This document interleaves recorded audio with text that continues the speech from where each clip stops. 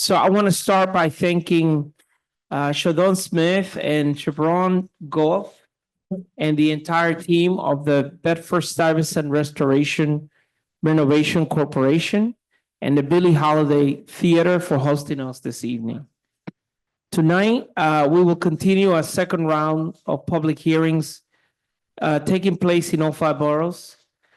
These hearings oh, that's weird. Sounds good. Just 1 second. Okay. We're good to go? We're good to go. Every time. So as I was saying, tonight we will continue our second round of public hearings taking place in all five boroughs. These hearings continue our efforts to solicit proposals from policy experts and the public on substantial effective amendments to the city charter. The charter is our city's foundational document because the charter plays a vital role in establishing the structure and procedures of city government. It shapes how decisions are made on a wide range of issues affecting everyday New Yorkers. The commission has been impaneled to conduct a thorough review of the charter and craft proposals to be put before the voters. This is our chance to create a better functioning government in one that is more transparent and in its activities and more accountable to the people. It is an opportunity to make changes to ensure our city is less vulnerable to manipulation, corruption, or fraud. I know that all my colleagues take this responsibility very seriously. While this commission was convened via local law passed by the city council, we are an independent body. Regardless of the merits, any proposal that can be achieved by local law will likely not be up for our consideration. The commission will not consider any proposals that would weaken local democracy or New Yorkers' rights. At our first rounds of borough hearings and through meetings with the community partners and organizations, we've received many suggestions on what to change in the charter. Following that process, the commission staff will produce a preliminary report outlining several focus areas for our consideration, including government accountability, budget transparency, and land use. Our second round of hearings is concentrating on these topics, with each hearing covering one topic. Our meeting last week in Queens focused on budget transparency. And tonight we will hear testimony on government accountability. Final note on the process. We are not the only commission reviewing this charter. This commission is distinct from the Charter Revision Commission convened by the mayor. Both commissions are working simultaneously but separately.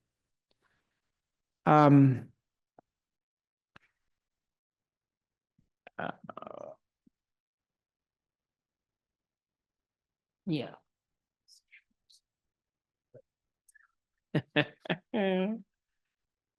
Okay. So why don't we start today as part of our official business by adopting the minutes from the last meeting corresponding for the testimony of April 29th. They've been distributed to everyone.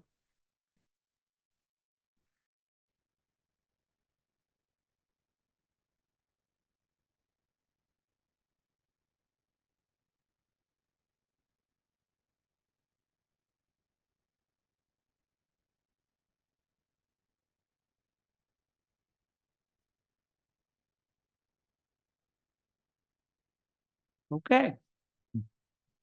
So we're gonna lay over the minutes because we do not have a quorum. So we'll wait for some of our colleagues, so. All right. So let me, by the way, I should have introduced. I I should have introduced our general counsel who's whispering in my ear very quietly and away from the microphone. We now have a quorum. If you want. How you doing? And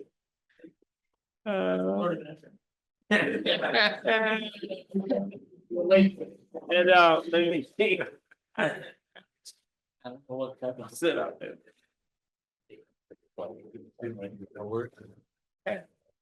Was a good entrance. All right.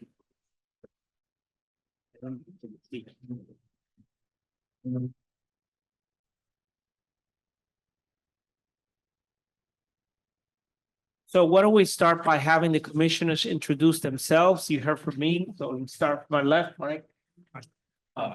Please. Mike Rassiopo, appointed by Brookyln Borough President Antonio Reynoso. Rahul Agarwal, appointed by the mayor. Apologies for being a little late. Rachel Goodman, appointed by the controller.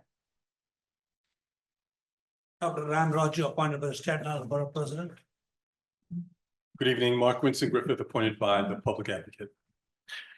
Good evening, I'm Manny Pastreich. I had the honor of being appointed by the Speaker Adams. Good evening, Robert Maraglia, appointed by Bronx Borough President Vanessa Gibson. Alan Swisher, appointed by Queensborough President Donovan Richards. And we're joined by one of our commissioners online, Eduardo. Can you hear us? Can you speak? Yes, good evening, everyone. Navarro Lopez, appointed by Speaker Adrian Adams. So thank you, everybody. We do have a quorum now, and we are also aided by our General Counsel, Harry Isaac, who's here. So now, can I entertain a motion to accept the minutes corresponding for April 29? Motion has been made. Can I get a second? Second. Motion has been made and properly second. Any questions, any corrections about the minutes? Hearing none, let's take a vote. All in favor, please signify by saying aye. Aye. Any noes? Any abstentions? The ayes have it in so order. So we are now going to move off to testimony, but before we start,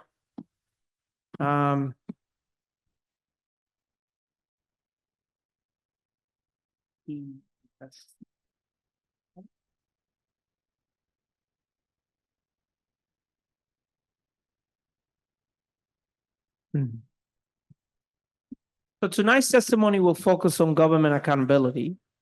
And as the commission staff indicated in its preliminary report, increasing government accountability could strengthen New York's local democracy in several ways. This includes securing the independence of oversight agencies by establishing baseline investments and making other structural enhancements, subjecting additional commissioners as senior officials to advice and consent, establishing additional means of removing a mayor,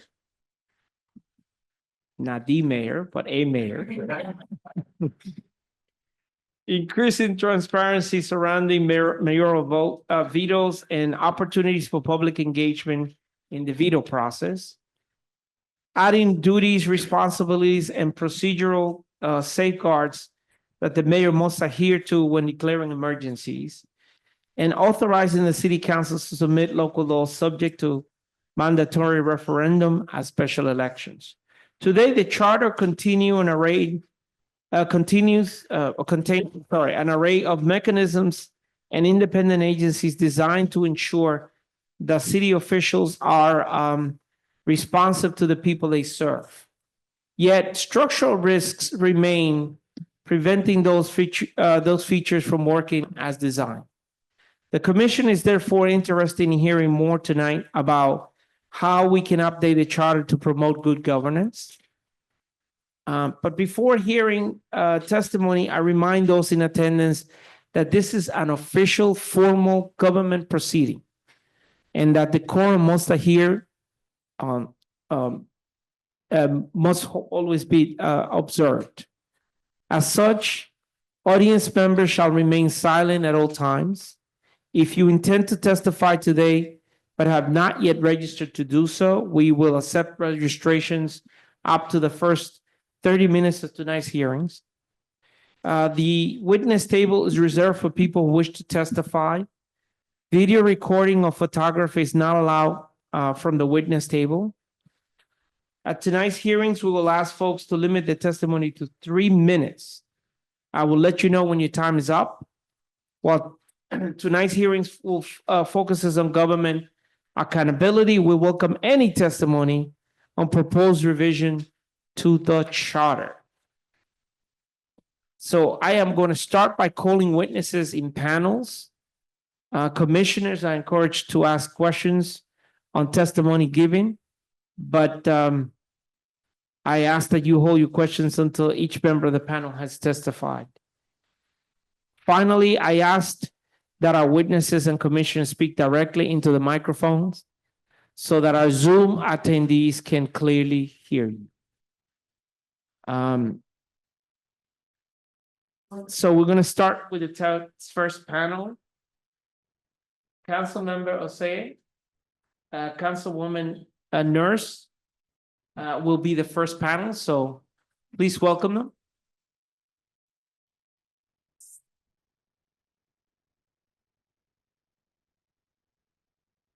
Use the microphone, you just make sure this. Check, check, check, check. You may begin. Well, this is my first time on the other side of the table, so I'm a little nervous here. Now you know how we feel. I know, wow. I won't lie, I promise. Good evening. My name is City Councilmember Chiose. Welcome to the district that I represent, which is the 36th Council District, which encompasses Bed-Stuy and North Crown Heights.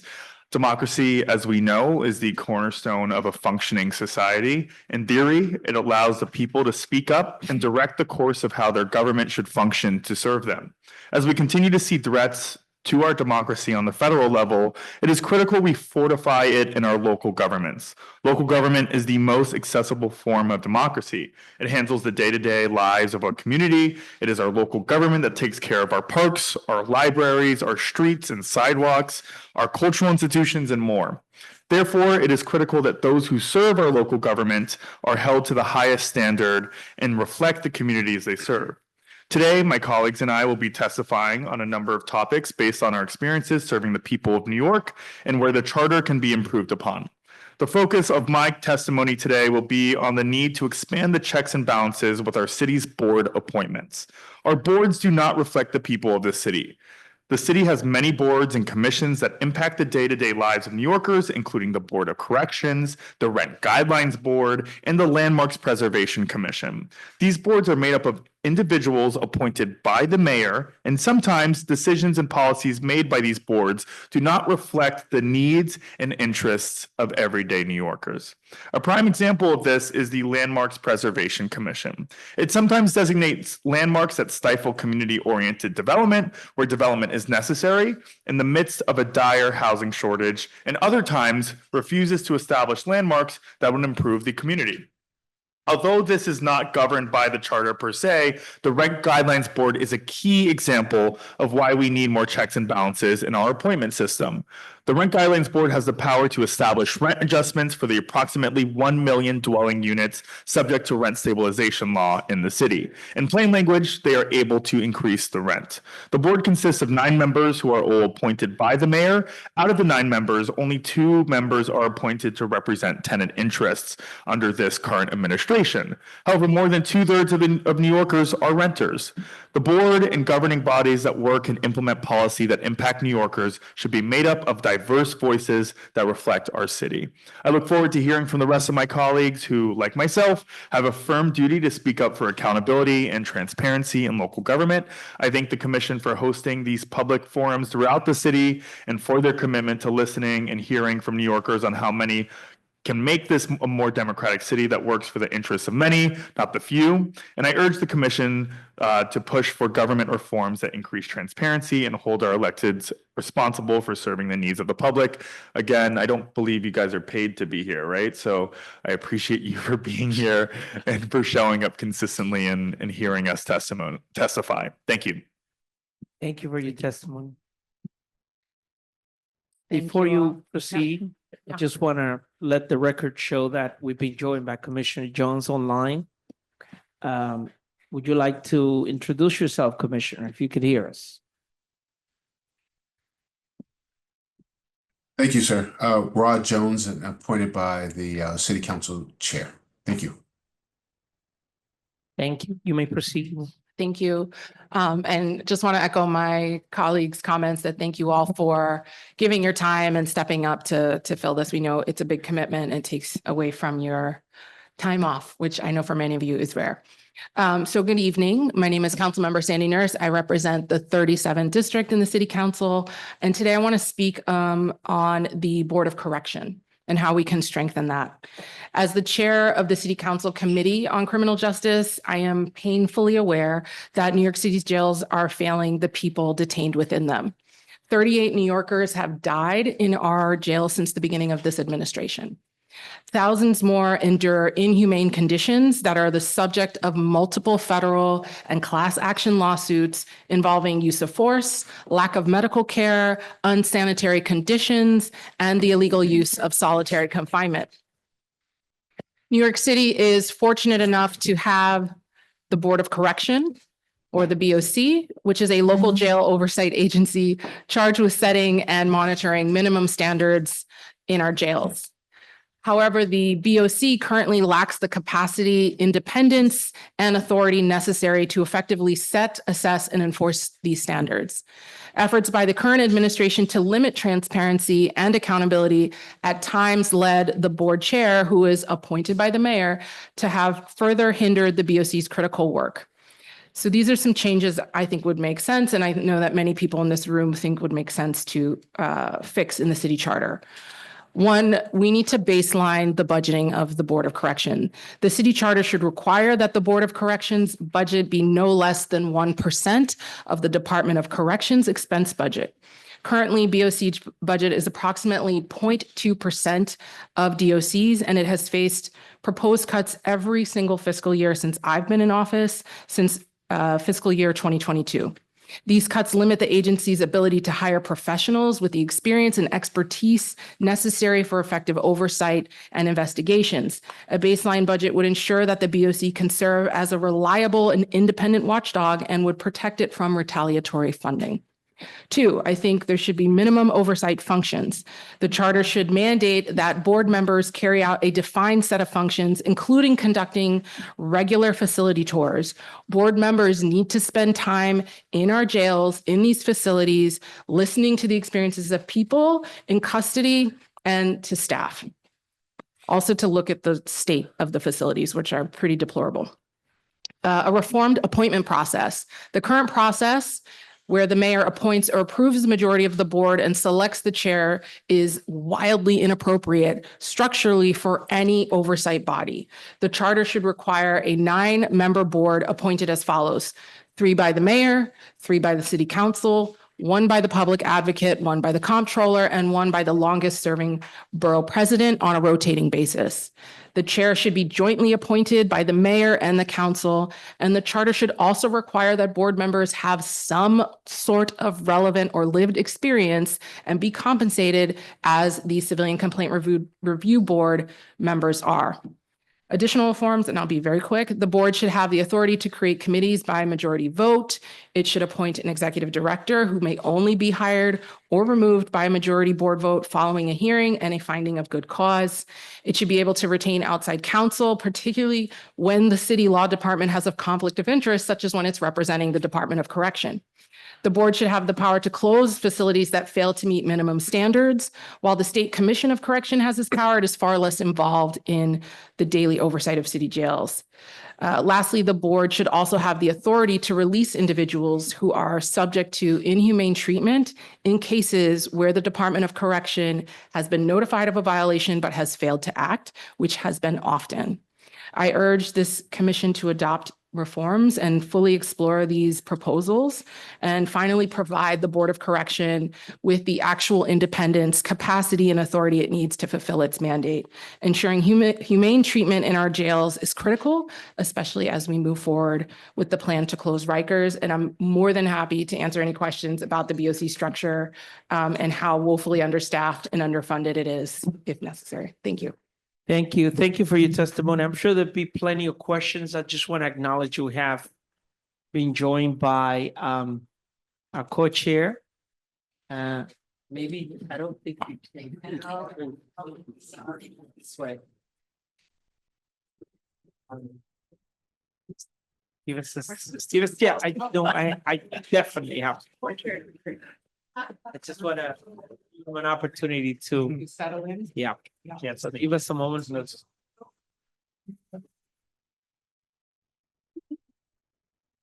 I was looking at.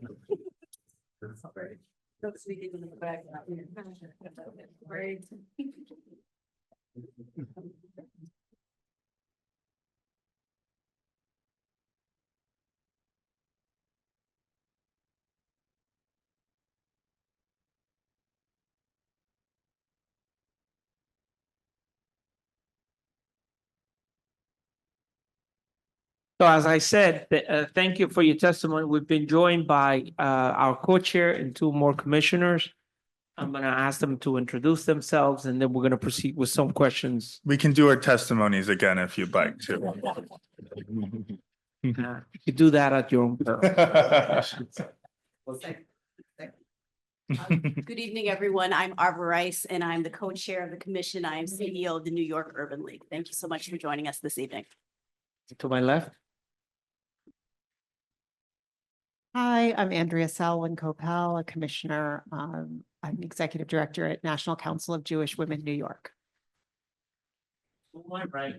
Good evening. Good evening. This is on. My name is Serena Longley. I'm a commissioner appointed by New York City Speaker, City Council Speaker Adrian Adams. I apologize for being late, but I did catch a lot of powerful testimony, so thank you.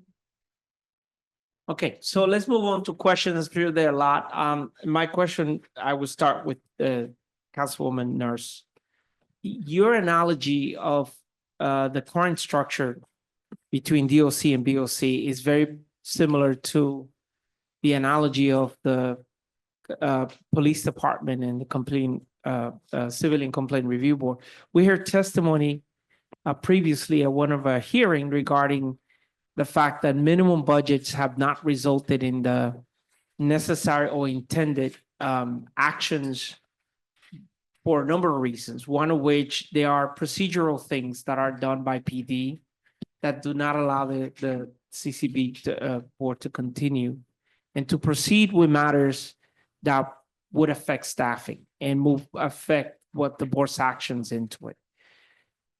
Do you anticipate that if there were to be a recommendation to have a minimum budget similar to that of what exists or would exist in the Civilian Complaint Review Board, that these kinds of difficult problems will not also occur by the department not moving into actions while the board would still have a budget, a minimum budget in place? Thank you for that question. So I'll speak to what I can say about why I think the BOC should have a minimum budget baseline. I can't speak fully to the CCRB. What I will say is the ideal number of staff for the BOC would be about 65 people. They're currently budgeted for about 33 and have a staff of 25. They need people who are researchers. They need people who can go to the jails, ask questions, talk to people, talk to correction officers, talk with people in custody, do investigations. They produce very important reports often, and that requires consistency in staffing. And it's a particular knowledge base to hire researchers, investigators. It's not just somebody you can get off the street. Every year they've managed to hire one or two, but they have to refight for that funding every year. And so it's not baseline, it's not consistent, which means people don't know if they're going to have their job for a year, or if they're going to get it just for 6 months, and then it's not guaranteed. It's not a stable way to provide oversight. And it is also the structure of the board itself does not allow for actual oversight if it is the majority is appointed by the mayor and the chair is appointed by the mayor, they need to have oversight over agencies where the commissioner is the commissioner for the mayor. So having additional staffing, ensuring that that funding is guaranteed is very, very critical to us actually having this BOC fulfill its mandate, which is an oversight entity. Why 1% of budget? So 1% of the total budget, which is 100. So right now it's at 16%. 0.2%. But your proposal is to go from 0.2 to a minimum of 1%, right? Correct. Which would hit the ideal number of staffing to provide resources. Remember, I said they're doing studies. They have to put together reports. They run meetings. They need people to be in the facilities. A lot of the board members have zero experience within corrections, correctional health, or fields related to dealing with folks who are arrested, detained, or have gone through jails or prisons. So there's a lot of structural issues there, but having some funding to make sure they have enough staff to go through the facilities, be around, put eyes and ears from outside in there is really important, and they don't have it at this moment. Okay, thank you. Questions? Fine. Commissioner? Commissioner. Let me thank you for your for a very insightful presentation, right? I have some experience with the correctional health because I ran two largest public systems in the country. I was a president CEO of New York City Public Hospital System. And I was also president CEO of Cook County Public Hospital System, which I ran the Cermak Prisons Correctional Health. When I came back here, I was in charge of taking the correctional health from a private company and brought it into health and hospital services. I'm very intrigued by your composition of the BOC, which makes a lot of sense. That's the way it has been done in many parts of the country where it's been done. And there is always this issue, having run the two large correctional systems, there's always this balance between security and the taking care of people. There's always been, that balance has to be there all the time. One of the major concerns, as with any correctional system in the country, is somehow it has become the warehouse for mentally ill people. Because people who's got no mentally ill people who don't have any other options, act out, they get arrested, and they basically put in the prison system. And they can't, the people who are in the system or people who can't make the bail. If you have the money, you get out. But the people who are really in Rikers are not really convicted. They're really people who can't afford to pay even the $500 bail, whatever it is. So that has been the status of the prison system in the country, unfortunately. And we, as a most civilized nation, supposed to be, we incarcerate more people than any other country in the world. So the problem when we have this kind of BOC, which is connected by different people, a lot of people, this happened in Chicago also, that it's a delusion of accountability.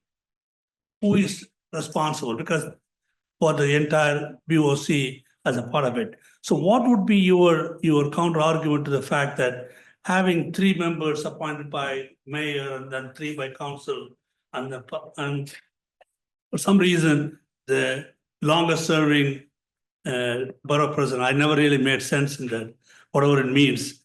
But how does it really make the accountability pinpoint on 1 or 2 individuals who are able to be held? Thank you for that question. And I agree with all your points. Right now, Rikers is by de facto the largest mental health facility in the country, which is why it needs such strong oversight, and which we have passed the law in the past to close it down. My belief is that a single executive appointing a majority of a board that is going to provide oversight that will most likely in this scenario be providing very strong feedback on the direction and the practices within the city jail is counterproductive to the goal of oversight. And it doesn't create the independence that that board needs to provide real feedback or to take real action. When people are in real harm's way, which as we know for Rikers, every single person involved in Rikers, including the federal monitor, says every single day that someone works or stays on Rikers, they are at imminent harm of real harm or fatality. It's not safe. So it needs strong oversight. It needs to be independent. Having a diversity of appointees from a number of different types of stakeholders can ensure real perspectives are taken up and taken seriously and can provide a buffer to the very real power that the executive of this city has over this current board. Thank you. Thank you for both of your testimony. And I want to follow up on the concept that Commissioner Raju put forward. The thing I've been struggling in our intermediate report is the balance between accountability and independence. And ultimately, you make very strong points in the facts of what you said. But at the end of the day, if I'm a voter and I want to change things, under your scenario, I have to do whatever I do to get a new mayor elected. I would have to then do whatever I do to help get a new city council speaker elected, and then that would get me a majority or some other way. So it's the balance of accountability for voters versus the independence, which I'm struggling with. And, I guess I'm going to push you a little bit. If I'm a voter, how under your scenario am I going to make change? Mm-hmm. Well, I would encourage everyone to vote for all of those positions and learn who's running for those positions so that you can affect your life on your block and in your lived experience here in the city. I guess your pushback is somehow that different stakeholders being a part of the appointment process to achieve a number of different perspectives represented on this board of corrections somehow limits the accountability. My question wasn't clear. Sorry. Yeah. Right now, if my number one issue is fixing the jails, I would vote for the mayoral candidate who I agree with the most, and that mayoral candidate would, in theory, then appoint people who agree with me. Under your scenario, I would have to, get the mayoral candidate I want. However you get the speaker elected and or 2 or 3 other positions. And so I feel like it removes a level of accountability from the voter. I agree with you. It gives a level of independence, and the balance of those two things, how you weigh them.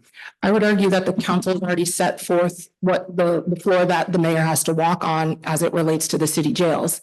We have a legal mandate to close the jails, and we also have laws by the state about the minimum standards of care.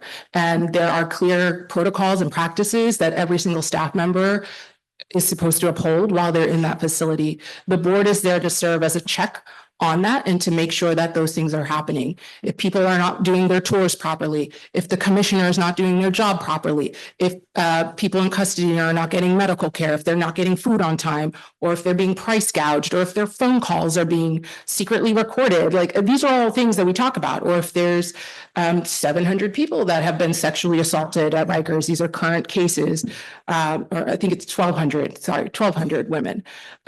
These are real things, and the board is meant to have access to those facilities where the general public doesn't. They are meant to provide eyes and ears from outside into what's happening there and bring that back and give it light. And having the council, the public advocate, the comptroller, we do this in a lot of things. We do this in our working groups that are passed by law. This isn't a significant hurdle. And it's all meant to be in the name of transparency. The board hearings are held publicly. The reports are public. The budget is public. It doesn't remove accountability, but it does prevent a mayor who might want to derail or simply choose not to implement a law, which is the current situation that's happening, from doing that because their board is not effectively carrying out their oversight powers that they have. Thank you. Sure. I was going to shift notes to Councilman Osei's initial. Sorry, I forgot about the initial instructions. regarding the Landmarks Preservation Commission, I don't know if it sounds like you have some ideas, and I know I do. So, but my question for you is, do you have anything regarding changing their mandates or what they can look at along with the structure of the commission itself? I believe that the main concept that that I am advocating for here tonight is for there to be a level of checks and balances on the appointment for a position like Landmarks Preservation Chair. I say that because through experience as being a council member, I've seen how that role has been politicized when it is a one-sided appointment without any questioning, without any awareness, without any say from the other body of government that is the city council. I believe it's a very powerful position that can have monumental changes across the community, whether it's preserving a specific block or preventing development from coming through within a community. Depending on whoever the mayor is who makes this appointment without any say or testimony from the proposed LPC candidate or questioning from the council, I fully believe that position and that individual that's in that position. I guess on that point though, like, would you also support changing the mandate in terms of what they consider historic preservation? Because like an axe I have to grind in my district, I guess, we've lost 1,500 units through consolidation. My district, for those who don't know, is the 6th community district of Brookyln. We've lost 1,500 units. We're 4th in the city on lost consolidation units. And, we're supportive of more housing. We're very unique in that way, but at the same time, just because we support the Gowanus rezoning, someone in a Park Slope brownstone that gets consolidated from 4 to 1 does not all of a sudden get a spot in another unit further down. To that point, so and that's 4th because there's also we've lost. I have my land use staff forget me 7,200 units through consolidation. Is that something you'd be supportive of? I think. Sorry, my point would be: would you be supportive of changing the mandate of the charter or through legislation to allow for the historic? Right now, LPC can't consider that. They only look at the facades and things like that. They don't consider the unit count. I believe that power should stay within the hands of the council in terms of passing legislation and the mayor having the ability to sign that into law or veto that. I think what I'm advocating for tonight is for there to be a level of checks and balances on the appointment of that position rather than the actual powers within that commission. So I believe we have more questions. My question is for Councilmember Nurse. As someone whose day job is working for the longest serving borough president, that composition makes perfect sense to me. So thank you. I apologize if I missed this in your testimony, but I know that you addressed the composition of the Board of Corrections, but the chair. So the chair is currently appointed by the mayor, I understand. I'd be curious about your perspective about whether diversifying the authority for that appointment of the chair as a compromise, as opposed to changing the overall composition of the board, might be something that we should consider. So my testimony said that in terms of the chair, that could be a consensus candidate between the two of them. Okay.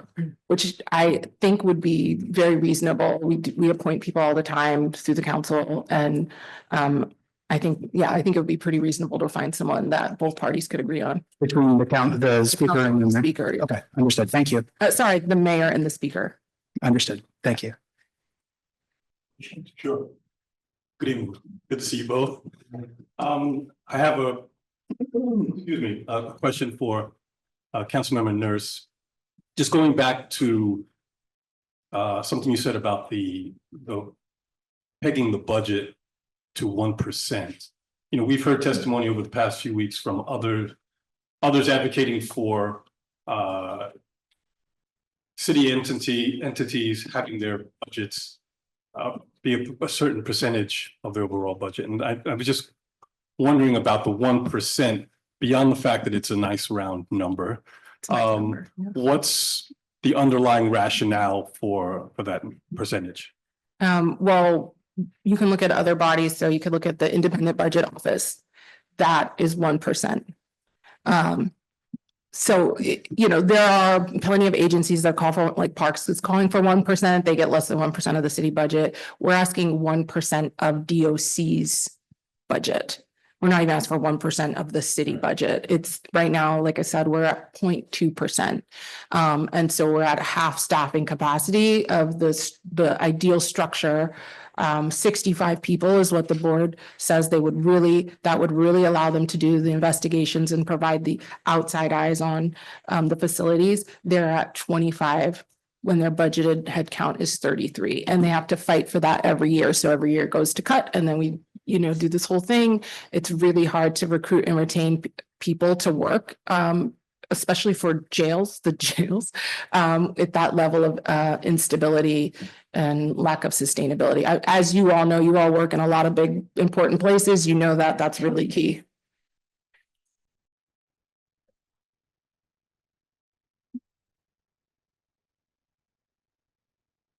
Okay, just the 1%. Is it tied to the total budget for DOC? So that would include their capital budget and the cost of housing and transport. Their expense budget. Okay, so does that include? I don't know what is in their expense. Gosh, I can pull up their number right now, but I mean, we're talking about millions and millions of dollars, and right now it's at 0.2%. I can pull up. I had the numbers, the exact budget count if you want. Well, I'm just thinking, to me, from what I understand, that BOC, the type of work that the BOC does is it's probably mostly personnel and maybe some technology. It's exactly that. And so tying it to maybe percentage of headcount or It would be their expense. Yeah. Makes sense. The DOC has a capital budget that is very heavy, so this would not include that. And I was just wondering. That's tied to debt and other pieces. So if you're talking only expense budget, we're talking about personnel expenses, OTPS, fringes and things of that nature, correct? Yes. No, I was just gonna ask for context. So if at 1% we waved the magic wand and that happened tomorrow, do you have a sense of what you would spend that on beyond what we've got now? I mean, you spoke to it a little bit earlier, but yeah, for context, like right now, what would that be spending? So as I've mentioned, the Board of Correction would love to have 60 staff members.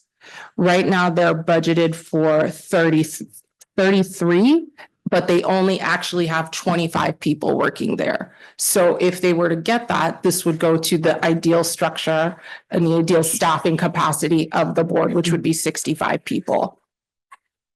Okay, so it's almost all around. Yeah, they're not building things. It's just they're doing reports, they're hosting hearings on topics, they're inviting guests to come. They don't have stuff like other agencies. Thank you.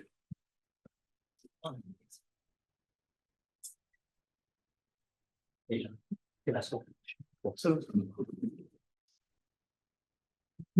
we have you on the hot seat, so I mean. I was like, I didn't expect BOC to be so exciting, but I'm really glad that you're interested in it, so. That is a testament about how exciting your testimony was as well, so. I appreciate that. You're here, so we have to ask you a bunch of questions. Thank you for being here.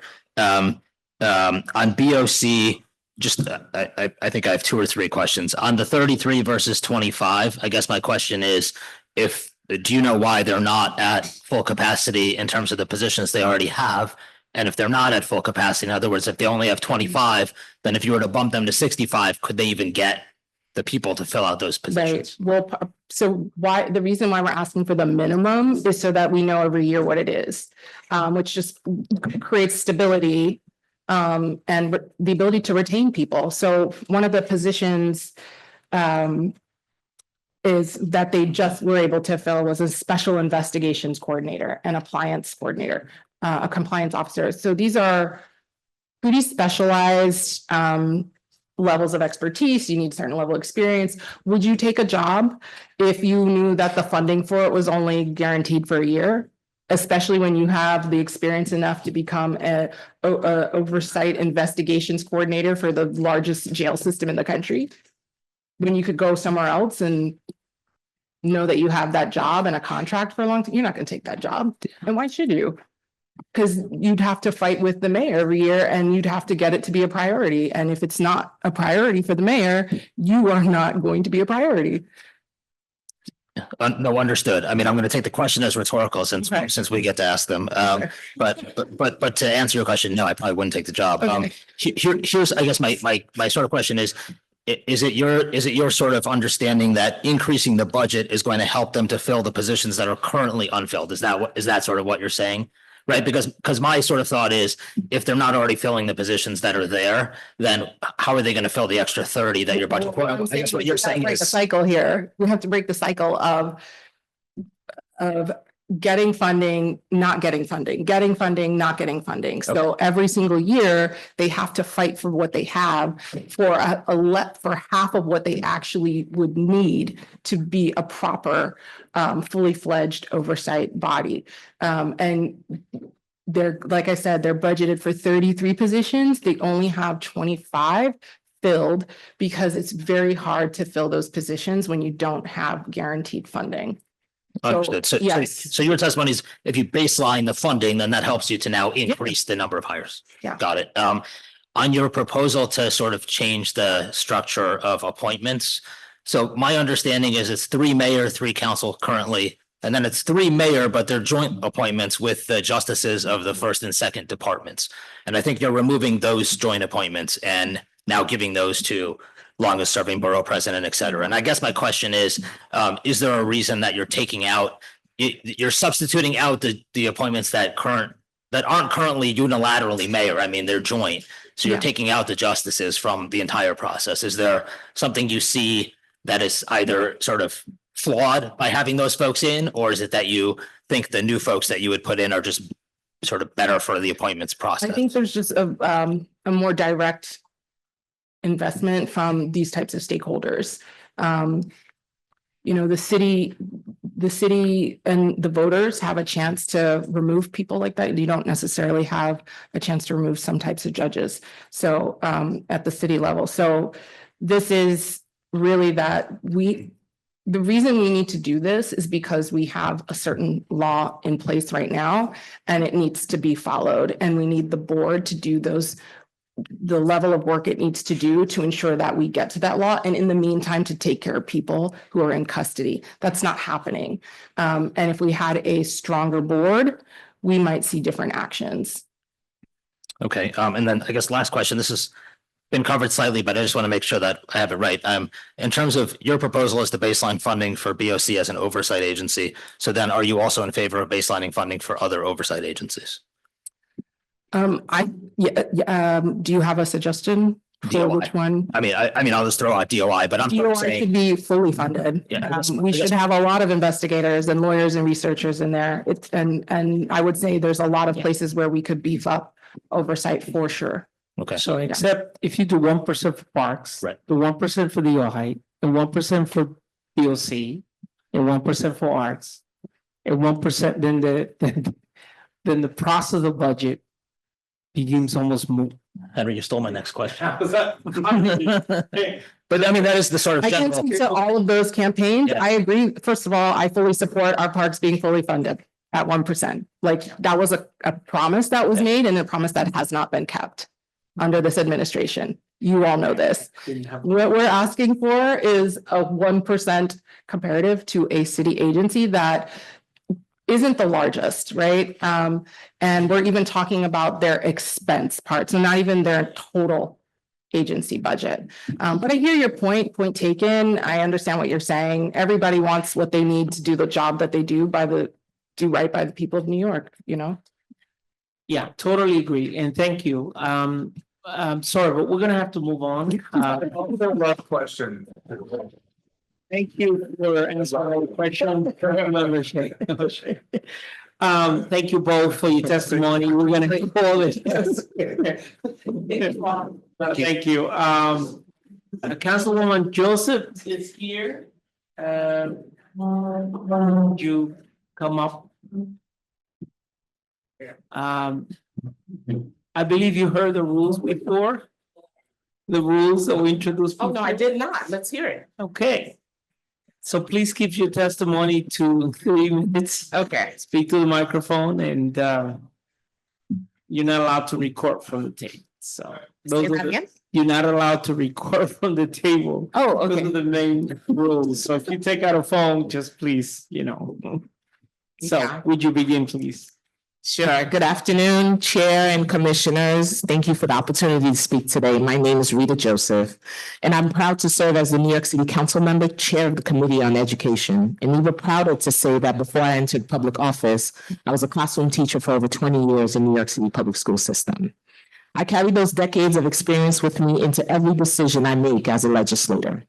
As someone who worked on the front lines of education, I've seen firsthand what happens when government works for our students and what happens when it doesn't. I've seen policies crafted with the best of intentions falter in execution because they lack transparency, accountability, or true input from those most affected. And I've seen how far we can go when decisions are made collaboratively with communities at the center. That's why I'm here today, because we have a real opportunity to strengthen how our city governs, particularly when it comes to our schools. This commission is tasked with rethinking how local democracy functions. And I believe one of those most urgent issues before us is unchecked power that mayoral control gives over our public education system. Let me be clear. No one denies the importance of strong leadership in education, but strong leadership does not mean exclusive control.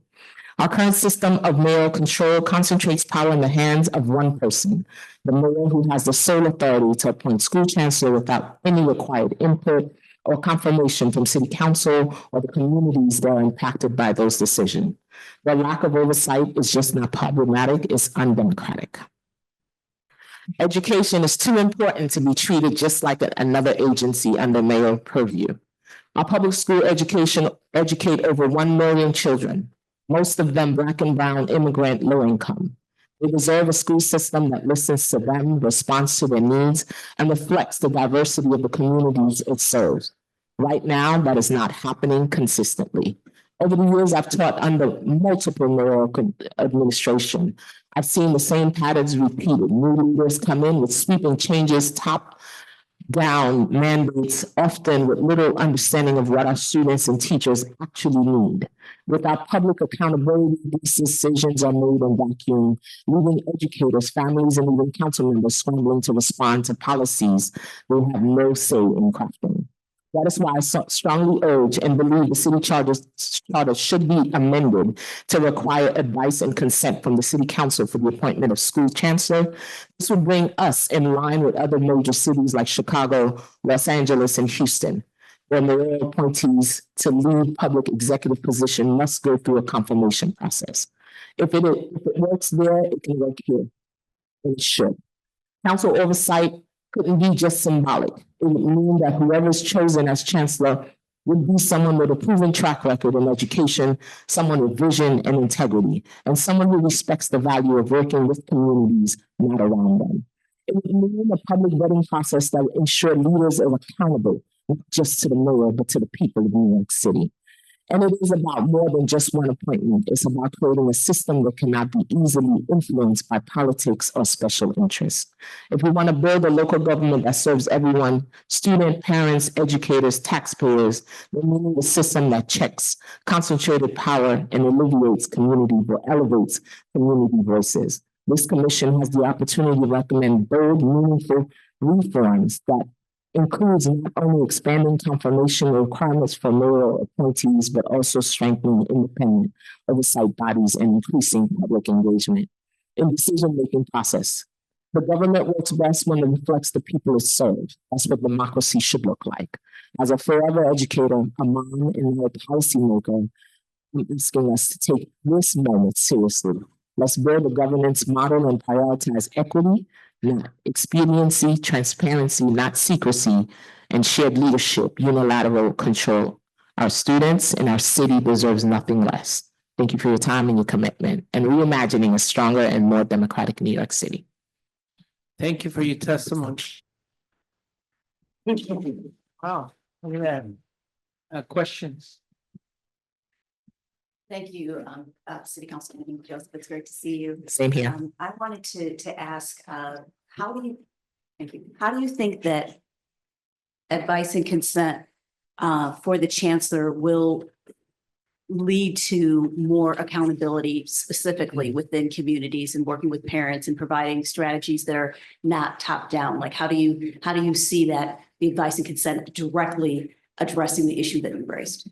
It would be similar to a hearing. They would come in and testify and give me the vision. What is your vision for New York City, right? What is the vision, and make sure we have input from students, parents, educators. When I was teaching, it was always, here's a program, figure it out. Here's a problem, figure it out. It was never with us, it was just for us. And that was one of the things I always said, that if I ever get elected, this would be the way that I would center power to make sure the families that are impacted will have a voice at the table as well.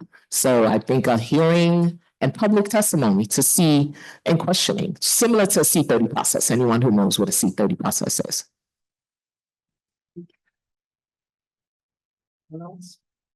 So I have a technical question. Sure. The City Council had a bill on advice and consent to 20 agencies. Was the Department of Education one of those 20 agencies?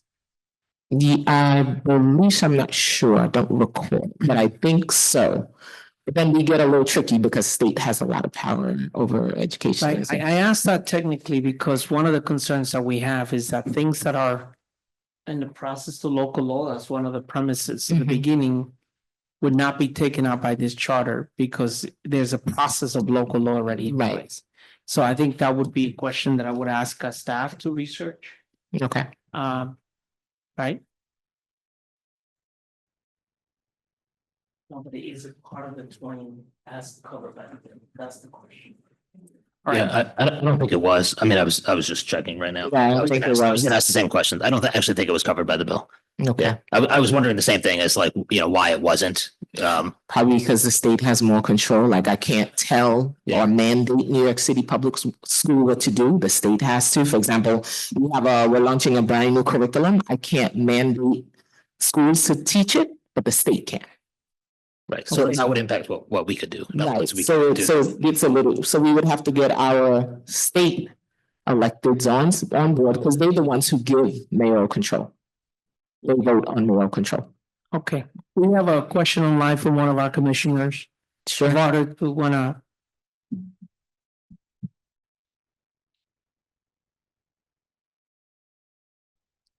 Thank you, council member, for your testimony and for being here. My question, I think, has been answered in terms of like, could the chancellor be covered by the Charter Commission? I think because of the mayoral control law, it probably limits our ability to do so. But I was also wondering if you had any thoughts about the composition of the panel for education policy. That's another sort of aspect where the mayor has a preponderance of power, and I was wondering if you'd given any thought to either changing the composition of the board of the panel, the PEP, or potentially even instituting fixed terms for PEP members.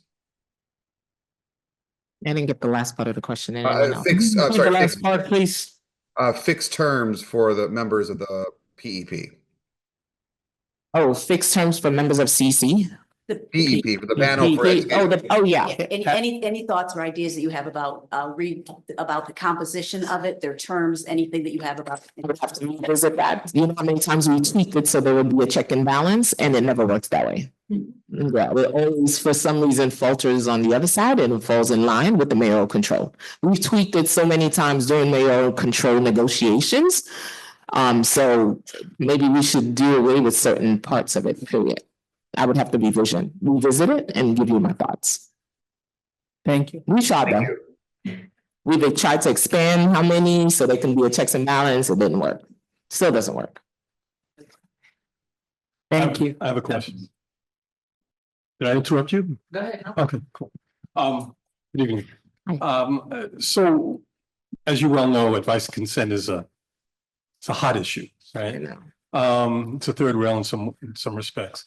And we've heard different arguments over the past few weeks around advice and consent applied broadly to many commissioners, or the idea that it should be applied very strategically with one or two, and that one should make an argument for that. And to do it otherwise sort of muddies the waters a little bit. And so I guess my question for you is, what's your argument for, if you think of the agencies that should be subject to advice and consent being some kind of hierarchy of need, what's the argument for Department of Education and the chancellor jumping to the top of that? First, like I mentioned earlier, it's a state-controlled entity. So we would definitely have to get that law rescinded, do away with it, and then we can start peeling away at it. But for now, they control New York City public schools from budget, from mandates, from laws. I can't create certain laws. I can't pass certain laws. I can do only reporting bills. I can't do mandate bills. So yeah, that would have to be do away with first. So the state would have to take ownership and say, hey, we're tired of mayoral control. I know they did a study. I'm waiting to really do a deep dive. I know Betty also did a study along with Dr. Young. So we would probably have to do a deep dive and see what can we take from that would make it work where we can. Yeah, but let's just control for that for a minute. Okay. You know, and we had someone, for instance, advocate for applying this to the police commissioner, right? So is your thinking that in terms of charter revision, it should just be the chancellor again for this but all agencies, I should know your vision, how you plan on serving, and how you plan to show up for the work, for the job before you get it. So your argument here is chancellor should be one of many that are subjected to. Absolutely. Okay. All right. Any other questions?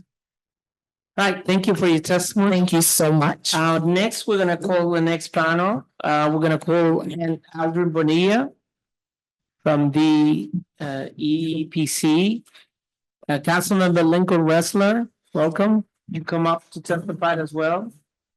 And Lucky Hu from the Asian American Federation. Are you here? Would you come up, please?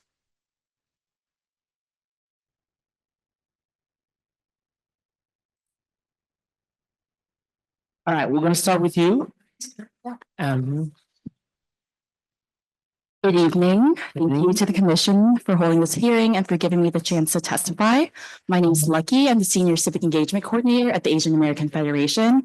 We represent more than 70 member organizations and 1.5 million Asian New Yorkers. I'm here today to express my support for the Commission's efforts to strengthen government accountability, enhance transparency, and support the independence of New York City's oversight agencies. The report that was published last month identifies significant vulnerabilities across several agencies tasked with ensuring ethical governance and justice for all New Yorkers. We fully support the recommendations outlined in the report, including ensuring governmental agencies' independence in budgeting and staffing. Oversight agencies must operate free from political influence and conflicts of interest. We support the recommendation to fix agency budgets as a set percentage of the city's total budget to support independent oversight. The appointment process must also be amended to include City Council, the Comptroller, and the Public Advocate to ensure a broad range of perspectives. The City Council should also have advice and consent power over key appointments. 2, enhancing enforcement and transparency. Agencies like the Civilian Complaint Review Board and the Board of Corrections should have appropriate oversight power to hold entities like the NYPD and their city's jails accountable. The NYPD should be required to publicly justify any deviations from the recommendations they're given, and the BOC should be able to fully enforce its minimum standards to ensure incarcerated people are receiving just and humane treatment. 3, limiting mayoral emergency powers. Mayoral emergency powers were greatly expanded during the COVID-19 pandemic. There should be an imposition of reasonable time limits on emergency orders, and the City Council's approval must be required for their extension. Any continuation should include a public reporting requirement. The Council should have the ability to rescind or amend emergency measures. It's important to safeguard all of these things in the city charter so that no single entity can wield unilateral power. In addition to the Commission's recommendations, the Asian American Federation makes the following recommendations that we believe will further strengthen government accountability. 1, establish a Language Access Oversight Commission. In addition to the translation services listed in the report, an independent body that oversees language access can ensure that the city is in compliance with Executive Order 120, which mandates the city services are delivered to citizens regardless of their language proficiency, as well as Local Law 30, which raised the standard for language accessibility. Additionally, the Commission should include representatives that speak New York City's top languages to provide insight and advise the Commission. 2, cultural competency training for agencies. We are one of the most diverse cities in the U.S., and it's imperative that those who are appointed to our city's agencies are able to demonstrate a high level of cultural competence in working with our diverse communities. We recommend that agencies receive periodic cultural competency training. Strategic community outreach and civic education. One of the recommendations the Commission listed was the prioritization of expanding language access and outreach to increase community participation. We support this recommendation and also propose that the city partner with community-based organizations who are trusted messengers that deliver vital services and outreach to our communities. CBOs are often delivering in-language accessible information and their trusted messengers to our community members, delivering vital services. CBOs can then deliver in-language accessible information so that community members understand how the budgeting process works, what government agencies do, and what role they can hold in these processes. The city should also dedicate staff for this effort and ensure that community programs are truly representative of our community's needs. Strengthening support services for victims of hate crimes. We also want to take this opportunity to elevate the continued need for victim support services and suggest that the commissioners consider ways they can strengthen the city's access to these services. Through our work with our member and partner organizations, it's apparent that victim services must be strengthened. Amongst other things, the NYPD has the power and duty to preserve the public peace and prevent crime. While we encourage Asian community members to report to the NYPD when they've experienced an assault, we know it's also valuable for them to have access to safety services provided by nonprofit organizations, which includes programming and de-escalation techniques, which supports the city's vision for greater public safety. Asian New Yorkers having access to public safety in all forms is an ideal outcome for both AAF and the city. Implementing these reforms will empower oversight agencies, restore public trust, and ensure that our city's government serves the interests of all New Yorkers. These critical reforms must be considered and codified within the city charter. We at the Asian American Federation thank you for allowing us to testify and look forward to working with all of you to make sure our communities get what the support they deserve. Thank you. Thank you for your testimony. Mr. Bonilla, you're next. Thank you. Good evening. Good evening, Commissioners. I am Dr. Aljon Rafael Bonilla, Chair of the Equal Employment Practices Commission. Thank you for the opportunity to testify before this vital commission. In a time when the equal employment protections and civil servants are under various and mounting forms of political attack, New York City faces a decisive choice: to reaffirm through charter codification its role as a national model for non-discrimination, fairness, and equity in public sector employment, or to allow that leadership to erode through structural neglect and chronic underinvestment. The EPC stands at the center of this challenge at a profound moment with great consequence, in which this kind of work, in terms of the kind of work we do, is and very much feels under threat. We urge the Commission to advance language that affirms the EPC not merely as a watchdog, but as a pillar in the architecture of New York City's independent oversight, essential to sustaining a just, accountable, and representative democracy. The EPC's constitutional role, established through the 1989 Charter Revision, the EPC is an independent oversight body mandated to ensure compliance with federal, state, and local equal employment opportunity laws across New York City agencies. Our mission is codified in City Charter Chapter 36. We audit and monitor over 145 city entities on a 4-year cycle, assessing compliance with anti-discrimination laws, AEO best practices in recruitment, selection, retention, advancement, and promotion. But the EPC does far more than conduct audits. We exist to ensure that public servants, especially those from historically underrepresented communities, are able to thrive in workplaces that are equitable, transparent, and free from bias. Through rigorous evaluations, policy recommendations, public reporting, educational symposium, and strategic guidance, we help guide city agencies to help build systems and organizational cultures necessary for fairness and inclusion. This work is not ancillary, it's fundamental to good governance. It strengthens our democracy by embedding the principles of equity and justice into operational machinery of city government, ensuring that we not only comply with the law, but attract and retain the most talented public servants in New York City and beyond. Yet our ability to carry out this mission continues to be undermined. One persistent obstacle is the ambiguity surrounding the scope of our jurisdictional oversight. Occasionally, city and quasi-city agencies challenge our authority to audit, monitor, and evaluate their employment practices, asserting, in effect, that they are self-policing or beyond our reach. In some cases, especially as institutional memory erodes through staff turnover, we are compelled to seek confirmation from the law department, despite knowing full well our mandate is clear. This dynamic delays our work, burdens our limited capacity, and sends the wrong message and signal about accountability. The charter must be revised to eliminate any doubt about the EPC's authority to oversee the employment practices of all fully and partially funded city agencies and entities that fall within our statutory purview.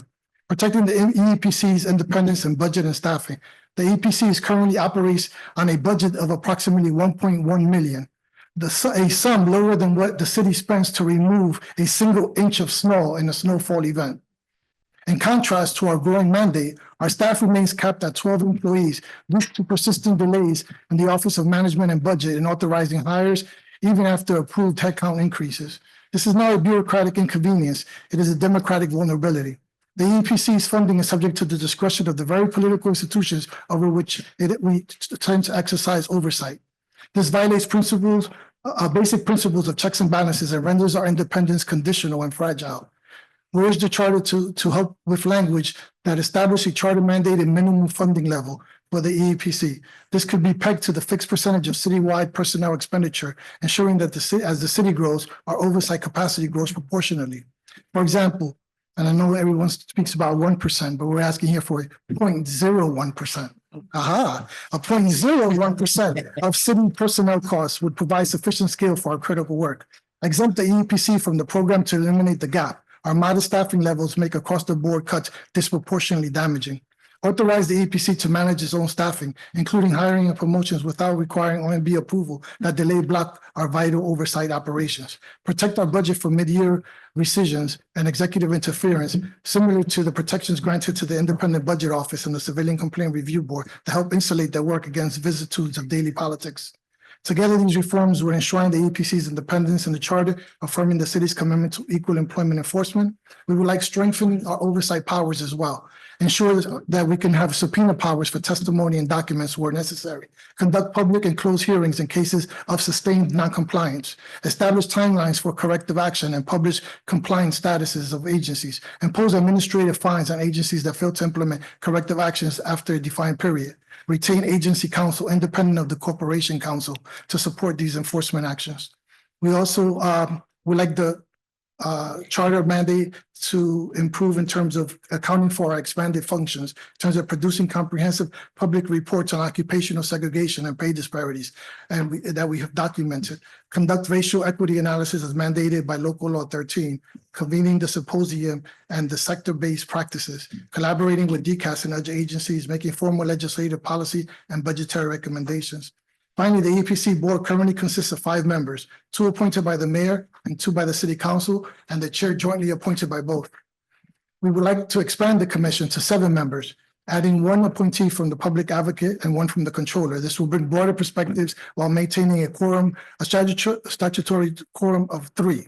That's important. While we expand, we really like the quorum still be 3. Or alternatively, increasing an additional city council and mayoral appointee can also serve similar purposes.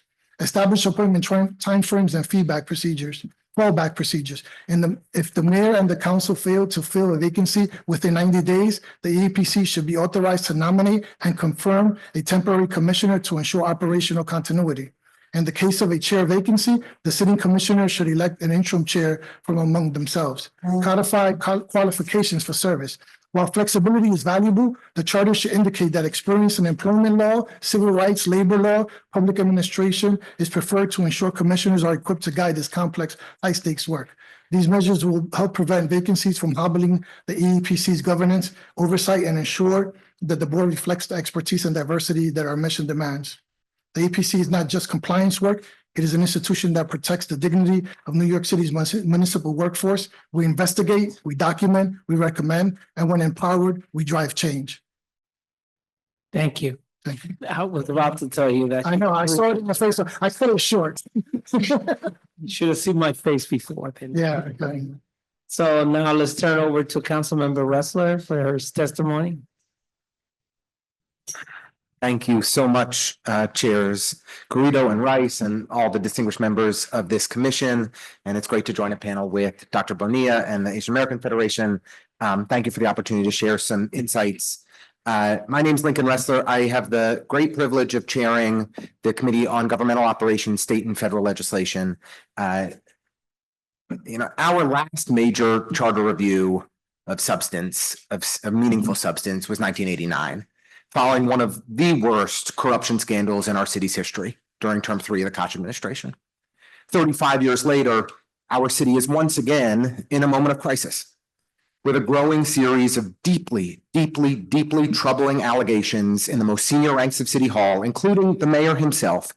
It is clear that the mayor's ability to serve our city is compromised, and the exodus of our senior government, our most senior officials, is unprecedented.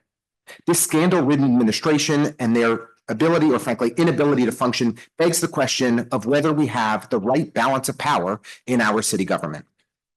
I am greatly appreciative of the strong, independent, honest leadership of Adrienne Adams and for her role in establishing this commission. Earlier, late last year in the fall, my committee held a hearing to create this commission. And heard several suggestions from esteemed charter experts, Eric Lane, who of course was the executive director of the 1989 Charter Revision Commission, Susan Lerner, former Speaker Quinn, among others. And I want to highlight just a few of those recommendations for you all's benefit. Firstly, we have increasingly witnessed that the mayor is refusing to implement duly passed local laws. In fact, the mayor is currently issuing emergency executive orders every 5 days, again and again and again, to avoid implementing legislation passed by the city council to ban solitary confinement. I think it is worth reviewing the balance of powers for implementing local laws and whether we should place the burden on the mayor to go to court and have a law declared invalid instead of forcing the city council to sue when the mayor just chooses not to implement the law. While we just witnessed the law department declining to represent the mayor in a lawsuit against the city council for the first time, at least in my memory, we should consider further codifying the role of corporation counsel with respect to the council, the city council. In particular, limiting the role of the corporation counsel to represent the mayor if the mayor wants to file a lawsuit on legislation passed by the council. Thirdly, on budget revenue estimates, I very much agree with the commission's preliminary recommendations that we should be taking a look for a budget revenue model that increases transparency and accuracy. For as long as I can remember, not just this administration and every other, OMB is consistently far too conservative in their estimates. I think we should look more closely at what guardrails can be put in place to protect against politicization of revenue estimates and examine whether an independent agency like the IBO can play a role in that process. And fourthly, regarding the mayor's emergency powers, I've been deeply concerned about the use of emergency powers under this mayor, and I'm glad to see the commission is looking into it. Mayor Adams has issued emergency executive orders every 5 days on several topics, not just to undermine solitary confinement. I believe that a continued emergency should require a council hearing and consultation, and the mayor should not be permitted to suspend local laws for more than a month without support and cooperation from the city council. Now, I'd like to just speak broadly to how we strengthen and protect independent oversight agencies, which I know has been a focus of this commission. I fully support the commission's careful attention and consideration to strengthening our oversight agencies. We've seen the mayor weaponize budget cuts to reduce the strength and capacity of our oversight agencies at a time when complaints keep going up and up and up. It's vital that these agencies have budget independence, and it's necessary that they have the resources to do their jobs. We'll start with DOI, the Department of Investigation. Under Eric Adams, the headcount at DOI has dropped dramatically. It's down almost 100 positions, while complaints have increased 27%. And I believe, as the DOI commissioner said last week, we have seen unprecedented, I don't know what her word was, my recollection is corruption in the senior ranks of City Hall. I believe we need to provide DOI with more budget independence and the ability to freely hire without interference. OMB continues to get in the way of DOI being able to fill their headcount appropriately. I also support more guardrails on the mayor's ability to remove the DOI commissioner, and I hope this is an issue that the state legislature will take up before the conclusion of session.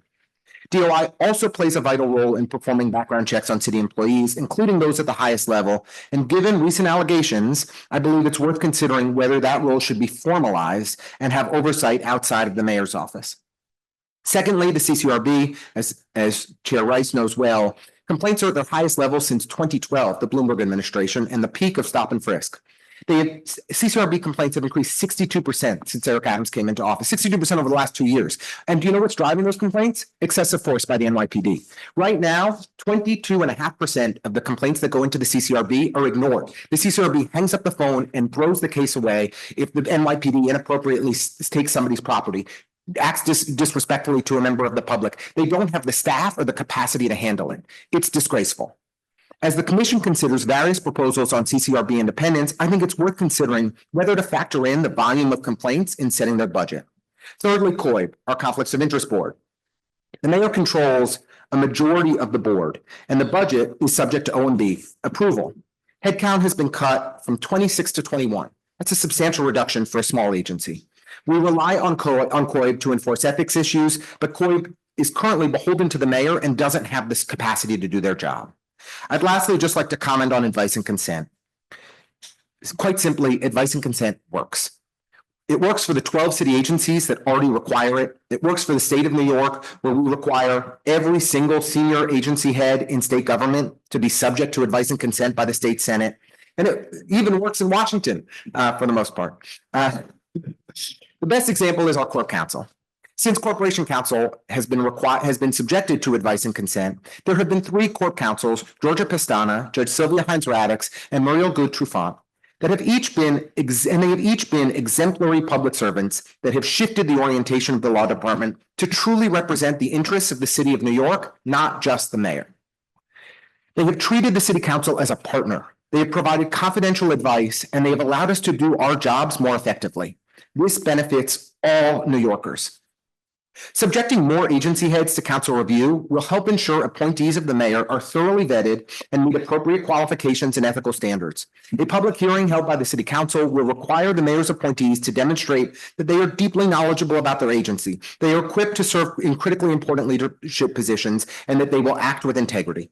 An advice and consent process will allow the mayor's appointees to show that they are committed to working with all relevant stakeholders, not just do the bidding of the mayor, and that they will be responsive to our diverse communities and fulfill their charter mandated role to, quote, advise and assist elected officials.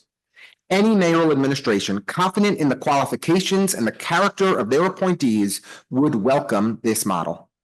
I fully support expanding advice and consent to the agencies that have been previously identified by Speaker Adams and passed by a majority of the city council last year. And frankly, if this commission wants to go further, I do support subjecting the NYPD commissioner, the FDNY commissioner, the probation commissioner, the corrections commissioner, and others to advice and consent as well. It would lead to more competent and independent leaders in the most important positions in city government. Thank you very much for the opportunity to testify. Thank you for your testimony. Any questions for the mayor? Thank you all for your testimony. Councilmember Ressler, I do have you mentioned quickly proposal to limit the corporation council's ability to represent the mayor when adverse to the city council, specifically in connection with a local law. Can you just explain that a little more? So there were 2 things that I mentioned that I thought are really important for us to consider. Right now, when the mayor chooses not to implement a local law, the city council has to sue to fight to get the mayor to follow the law of the city of New York. That's bonkers. That is just crazy. Like, that should not be how things work. We should instead lay out explicitly in the charter that the mayor has to sue to get a judge to declare a law invalid in order for him not to be able to follow the law. That would be what a responsible government looks like. Secondly, what I would recommend you all consider is that if the mayor and the city council are in conflict over legislation and a lawsuit is filed on one side or the other, that the corporation council shouldn't be involved. That they are intended, their job is to represent all parties, And when they're representing one side or the other, it frankly undermines their independence. It undermines their working relationship with both the council and the mayoral administration. And while we've seen, I think, the two corporation councils that have been confirmed by this city council under Eric Adams have acted with more independence than the position had historically. This is a good and smart way for us to ensure that we all have effective working relationships with the law department. So both sides would essentially need outside counsel. Yes. I guess, so from my background, I started my legal career at the law department. I've Thank you worked for your service. at the city council. I've worked on the mayoral side as well, or when I was at the corp counsel's office, that was understood as being on the mayoral side. Yes. When I worked on the mayoral side, Yeah. there was an expectation that they were there to work for us. And that isn't how things should be. Yeah, so I agree with the law department should be representing the city. It's a very complex client with multifaceted. I would like a way to have them still to maximize using the law department and not consider them, you know, knocked out in a lot of, because there's a lot of, it's not just local laws. There's a lot of times where the city council or other parts of the government are adverse to the mayor. And I do think it would be a shame to say you can never have corp council involvement. They have the expertise. They also like the price is right. I mean, I think that's, we should find a way to maximize them. And do you have any ideas about, are there ways there could either be walls or parts of the law department as opposed to creating a whole new funding stream for outside counsel? And I think that could potentially get really out of control. No, I really appreciate that point. I think we don't want to waste taxpayer money that unnecessarily. The suggestion I make is specifically relating to legislation. When there is a conflict over legislation, which happens rather rarely, that is something that I think rises to a standard or a level of import that having outside counsel represent both sides is worthy of consideration.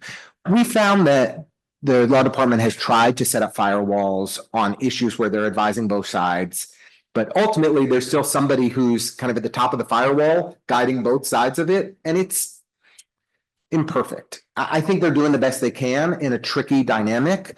I agree with you that the senior folks at the law department, people who've been there for decades, have such rich and deep experience and expertise that is really a benefit to all the folks involved, that bringing in outside counsel, you're unlikely to get that same level of kind of rich expertise. But, you know, I think that the leadership in the law department is trying to navigate these issues in good faith. I think they have, I mean, in my experience, they had it was always imperfect attempts to try to thread that needle with the multiple sides. So I also wonder, is there another way where there's some kind of still city employee reserve or something, you know, where they're not reporting up to the same person in those kinds of instances, again, rather than just define a whole category of times when, you know, they can't be used. Because I think that if it's the logic of knocking them out on the local law, if you take that and apply, you know, you could easily expand that out. It's a good point. It's worth thinking through further. Okay. All right, thank you, Commissioner Goodman. Very quickly, I just want to chime in that the corp counsel is also the public advocate's attorney and the comptroller's attorney, but of course it does not work that way in practice. And anyway, that's enough said about that, but I definitely think there's just some challenges around that when we, like in our case, it's been more than when we have wanted to take a legal action. And the corp counsel has said the mayor doesn't want to take that action. We are then prohibited from taking it. And that is imperfect, certainly also. Yeah, not to mention the pension systems as well, have the same issue. Right, the pension That when the pension systems want to take some action in the law department, the same dynamic. It's he's either everyone, they are either everyone's lawyer or they're just the mayor's lawyer. Yeah, I think that to be fair, the benefit of advice and consent has been to the city council. I'm not sure it is stretched to the other parties like the controller's office or the public advocate or borough presidents or NYSERS or any of the other entities. I think that we have seen a notable shift in how the law department works with the city council over these 5-6 years that is dramatically different than what I had seen previously. And can I just add, I think in some ways those other entities need it more than the city council, because the city council has control over its own budget and can hire outside counsel. But my understanding is, at least the public advocate, I don't know about NYSER, I don't know about the comptroller, but is more constrained in their ability to just hire outside counsel. So these are important questions. Thank you. We're gonna move on. Just one last question, since you brought it up. What is 0.01% of the budget? What is that total?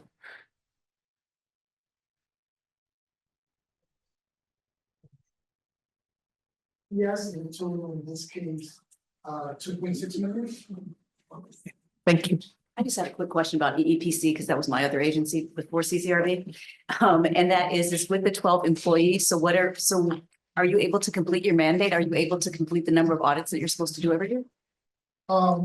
As I often say, the minimums, in the sense that we meet the charter mandate of auditing a city, a third of the city agencies every 4 years. But there's so much more that needs to be done in between 4 years. A lot can happen. So we don't get to do the spot checks. And so it's not Alex practices. Can you use the microphone? We got people online that can hear you. Yeah, so we do meet the charter mandate of auditing the 64 plus city agencies once every 4 years.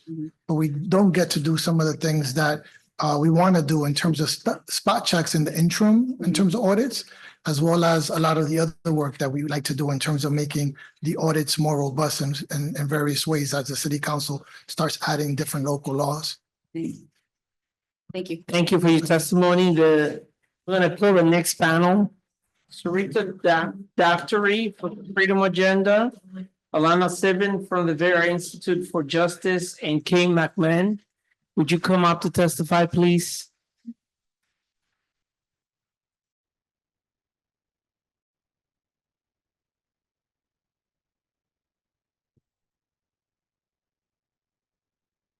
Ms. Daftari, we will start with you. If you could speak in the mic, please.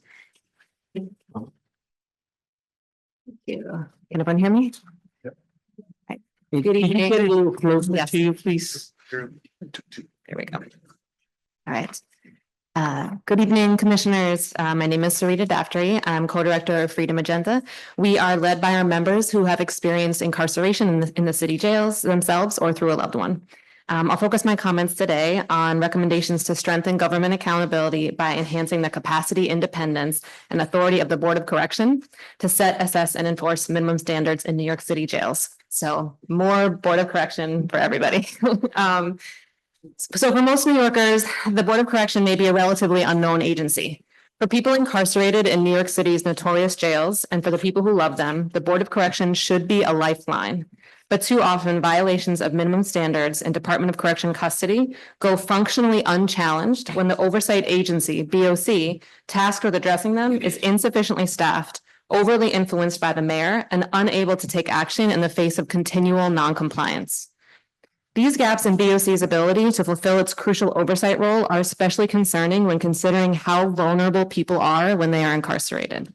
While the NYPD's violations of policy can sometimes be seen in public, recorded on cell phone cameras, and shared widely, abuse of people in the city's jails happens behind locked doors, and only the Department of Correction and Board of Correction have access to the video evidence. Behind these locked doors, 38 New Yorkers have died since the beginning of this administration, while thousands of others endure conditions that are the source of multiple federal and class action lawsuits. These conditions further undermine democracy and due process when considering that over 80% of people at Rikers are detained pre-trial. There are far too many cases in which people have decided to take a plea because staying at Rikers feels like a worse punishment than going to an upstate prison. While the isolation of Rikers Island compounds this out of sight, out of mind dynamic, there will continue to be a need for strong independent oversight of the Department of Correction, even as the Rikers jails are closed.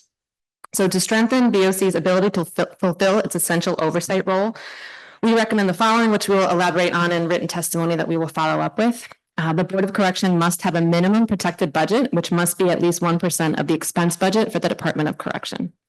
The board and its members must carry out a minimum set of functions. The board should consist of 9 members who will be appointed as follows: 3 by the mayor, 3 by the council, 1 by the comptroller, 1 by the public advocate, and 1 by the longest serving borough president on a rotating basis. The chair of the board should be appointed jointly by the mayor and the city council. And I want to say on these last 2 points, it is inconsistent with the function of an oversight body for its chairs, for its chair and the majority of its members to be chosen by the mayor. That has to change in terms of Board of Correction. The board should establish such committees as it deems necessary. The board should appoint an executive director, taking into account the diverse needs of the organization, who can only be hired and removed by a majority vote of the board and after hearing and finding of good cause. The board should be able to retain outside counsel to carry out its duties. The board should be authorized to close facilities that fail to comply with minimum standards, and the board should be authorized to release people subjected to inhumane treatment, especially when the department has failed to comply with remedying the conditions. Thank you. I'll stop there, and I'm happy to take questions. Thank you. Next, we'll hear from Ms. Ripple. Is that, sorry, Sivan? Is that how you pronounce your last name? Yes, thank you. All right. Hello, members of the commission.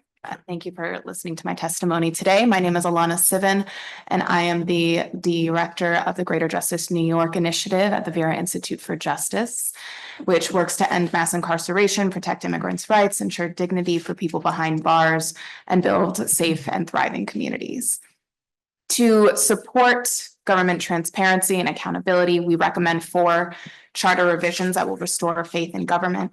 The first is strengthening the independence and oversight capacities of the Board of Correction. The second is expanding the Civilian Complaint Review Board and making its disciplinary recommendations binding. The third is improving the accuracy and readability of the New York City budget. And the fourth is greater transparency regarding the city's progress towards closing Rikers Island. When it comes to the first recommendation, you have our written recommendations, and I believe it's been very adequately covered by my colleagues here and by City Council Member Nurse earlier. So I will skip that portion and go straight to the CCRB recommendations. And I won't read my testimony. I'll just sort of talk a little bit about them. So we know that cities like Chicago and Miami have a 1% tie to the CCRB, to the NYPD's budget for their complaint review boards. There's no reason New York City shouldn't have at least that amount. We know that the CCRB has been unable to investigate all of the complaints that come before it. There were 700 complaints that were dismissed in 2024 because they simply could not investigate them. So the budget of the CCRB does need to be increased for that reason to at least 1%. The charter should also be amended to give CCRB direct access to body-worn footage and other relevant investigative materials. And the CCRB should have final disciplinary authority rather than allowing the commissioner to override the CCRB's recommendations. This will increase confidence in the city's police force and ensure that the city's police watchdog is able to hold officers to a reasonable standard of conduct. There's also a need to improve the accuracy and readability of the New York City's budget, particularly when it comes to the Department of Correction. Currently, the New York City budget is particularly opaque and challenging to understand for advocates, for city council members, for people who really want to understand how the DOC is funded. For example, there are broad units of appropriation that can obscure actual agency spending. And so this is something that needs to be clarified. And one way of doing that is requiring a panel of experts from the Office of Management and Budget and the IBO to review units of appropriation every 5 years and produce new or recommend new ones to ensure that they correspond to agencies' actual operations. And then finally, create a stronger mechanism by which the city must close Rikers Island. We see that right now holding the city accountable to this task has been a challenge. And so some ways to strengthen that accountability can be through the charter, first by requiring the Office of Criminal Justice to provide monthly written updates, and also amending the requirements of data that needs to be produced in the mayor's management report, so that it can include updates from the Office of Criminal Justice, the Department of Correction, the Department of Design and Construction, the Department of Housing Preservation. That would include progress on construction of the borough-based jails, population updates, including efforts to reduce the population to the numbers necessary through programs like the Article 6A program and through the Local Conditional Release Commission, And also following the closure of Rikers, transfers away from Rikers Island. So thank you so much for hearing my testimony today, and I'm happy to provide any answers to questions. Thank you for your testimony, Ms. McMahon. Good evening, commissioners. Good evening. My name is Kate McMahon. I'm testifying today in my personal capacity as a former employee of the Board of Correction, where I worked from 2017 through 2021. So with that context, I'm going to focus my remarks today in support of two recommendations that you've heard something about already to ensure BOC's independence into the future. The first one is setting a minimum budget for the BOC that's at least 1% of DOC's expense budget. And number two, changing how the board seats are appointed so that City Hall doesn't have undue influence into the board's oversight responsibilities. The board's modest budget and staff count pales in comparison to the two massive agencies it's charged with overseeing, because it's actually oversees the Department of Correction, but also functions of correctional health. At a practical level, this means that BOC staff are often functioning in several roles at once. In the 4 years that I worked at the board in the title of Deputy General Counsel, I also spent 2 years as the de facto head of human resources at the agency, and then another 2 years as the head of the prison death review program. My experience wearing several hats at the Board of Correction was not uncommon. Nearly every person working there was performing more than one role. I've had few occasions in my life to work with such dedicated and competent people, but the lack of staff resources in such a crisis-prone environment meant that talented people burned out very quickly and the turnover at the agency was very high. Every year, the board must plead its case for more resources to discharge its functions, often in the face of proposed cuts by the mayor. This annual exercise consumes a lot of resources from BOC's already overextended executive team, and it also hinders the board's ability to plan long-term investments into effective oversight structures. Most critically, having to go hat in hand for adequate funding every year compromises BOC's mandate to hold mayoral agencies accountable, lest its funding be slashed. The most famous example of this was during the mid-90s when Mayor Giuliani threatened to entirely eliminate the Board of Correction, ultimately decimating the budget and the staff by half. It's counterintuitive that a watchdog agency should be this vulnerable to the very powers that it oversees. If New York City is serious about truly independent oversight of its blighted jail system, then BOC deserves a reliable and robust budget that allows it to comfortably meet its city charter obligations without fear of retribution for doing its job well. Relatedly, the mayor's outsized influence over the composition of the board must be reduced if BOC is to truly be independent. As it is, the mayor effectively controls 6 of the 9 appointed board seats. In my time at the board, City Hall's influence could be felt in the agency's rulemaking processes, our public reports, and critical board votes. This is not the way an oversight body should function. The board's leadership cannot be largely dictated by City Hall and claim independence at the same time. The board must be able to function consistently as an agent of the public across administrations and despite political winds. For these reasons, the commission should consider charter revision to provide BOC with an independent minimum budget and ensure that the mayor's board seats are limited to 1/3. Thank you. Thank you all for your testimony. I wonder if you could clarify something for me. This is just, as they say in my neighborhood, the mathing regarding the 1% proposal we've heard multiple times. The current budget, expense budget, the Department of Corrections about $1.3 billion. 1% of that is about 112 million or something like 13 million or something in that nature. Your current budget for the Board of Correction, it's about 3 to 4 million. So an increase to 1% would bring the current budget from 3 to 4 to about 112 million. Am I From 4 million currently to 12. I'll redo the math too, because the math is. So, right, go ahead, please. I believe it's because the current is 1.2 billion. And 1% of that. 1%. 12? Okay. I'm checking, Yeah. checking the mathing is what I said, You right? gotta get this right. So you're talking about increasing the current allocation for about 3 times this current allocation. Double its current, so from 4 million to 12 million, but add 8 million more. Okay. Well, that's. Doubling the budget. Yeah, that's right. Yeah. Sorry. Yeah. Okay. The amount that would be added is double the current. And so what we heard earlier from Councilwoman Nurse, regards to the staffing that's there, and as we've heard from the Civilian Complaint Review Board at a previous hearing, even when you guarantee the staffing, if the staffing is not authorized by OMB, you still have a problem, right? And so the question is, even setting a minimum budget, does that provide the solution you need for the proper staffing you need to run an agency?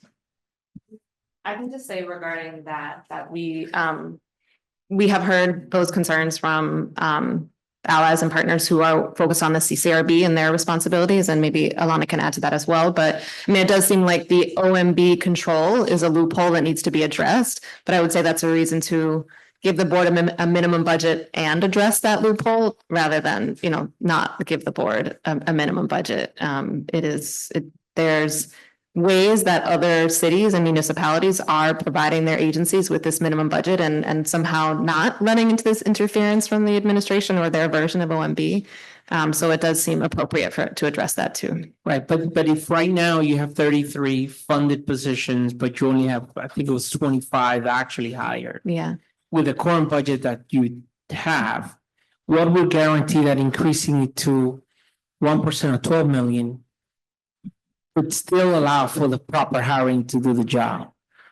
Well, I think Councilmember Nurse and Kate also spoke to the cyclical and unpredictable nature that leads to a lot of those positions being unfilled. So a guaranteed protected minimum budget is going to mean you actually have the time to recruit and fill those positions and address the turnover.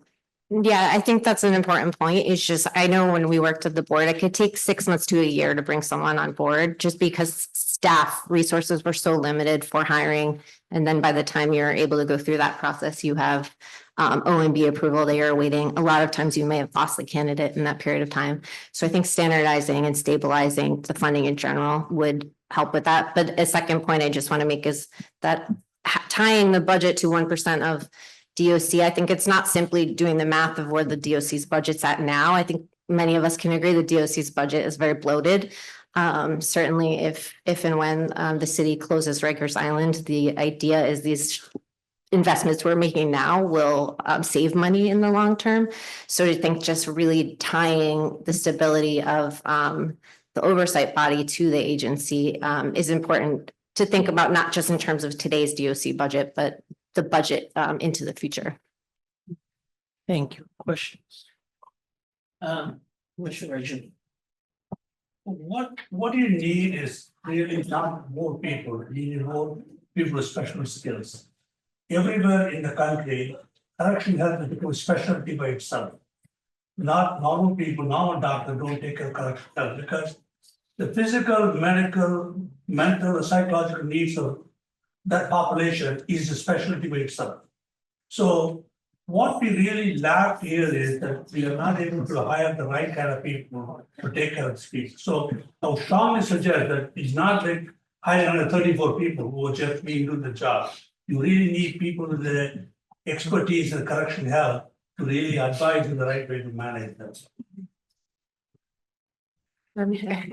Well, maybe I'll just start out by clarifying. So Correctional Health Services is one of the agencies that the Board of Correction provides oversight for, and there are important specialties there. And that's sort of their hiring is another question. For the Board of Correction, we are insisting that they do, in fact, need increased staff because they are the only outside eyes and ears in the jails. And they don't provide healthcare, they provide oversight and monitoring. And as we have seen, their current staff number is woefully insufficient. It's barely 0.2% of the Department of Corrections budget. Oversight agencies in other municipalities that are providing oversight for law enforcement agencies have at least 1%. And the kind of positions that would build out, I actually think Kate could add more to, but it is both more people and people with the right skills. So I would say that both are necessary. To supervise the people who really manage the correction health, you need to have expertise, people with the expertise in correction health to manage. Otherwise, we'll have a problem. their own managers. Yeah, and I understand. Oversight is the For BOC to monitor the correction health, you need to have, BOC should have expertise in correction health to manage that. That's what I'm trying to say. Yes, that's correct. I know during my time at the board, we tried to build that function out more to bring in people who had medical backgrounds into the staff, but that has not been consistent. And that's another thing that speaks to the budget and the ability to attract talent. Yeah, but to be fair, they could have the right skills. Who are they going to supervise if they don't have anybody staffed under them? This is the point about balancing the two. And I'll just, if I can add as well, I'll also just say that one of our recommendations is not just increasing the number of board members, but also making it so that some of those board members meet certain qualifications. For example, having worked in correctional health or having lived experience in the carceral system. So that addresses your point as well. Thank you. Any other questions? All right, thank you for your testimony. We are now going to call the next panel. Bennett Stein, Colette Hare, East New York Restoration, Local Development Corporation, and Robert Camacho from Brookyln Community Board, number 4. It's Robert here. Robert?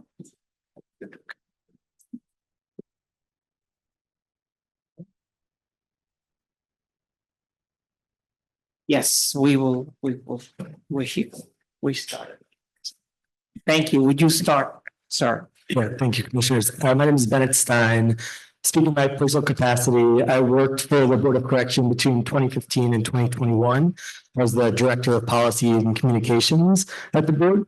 I understood the board's mandate to be twofold in helping city officials, the public, with 2 goals: minimize the harms of incarceration and reduce the use of incarceration. The last time that the board's powers and structure were considered was in the 1970s after the rebellions at Attica and the rebellions in New York City jails.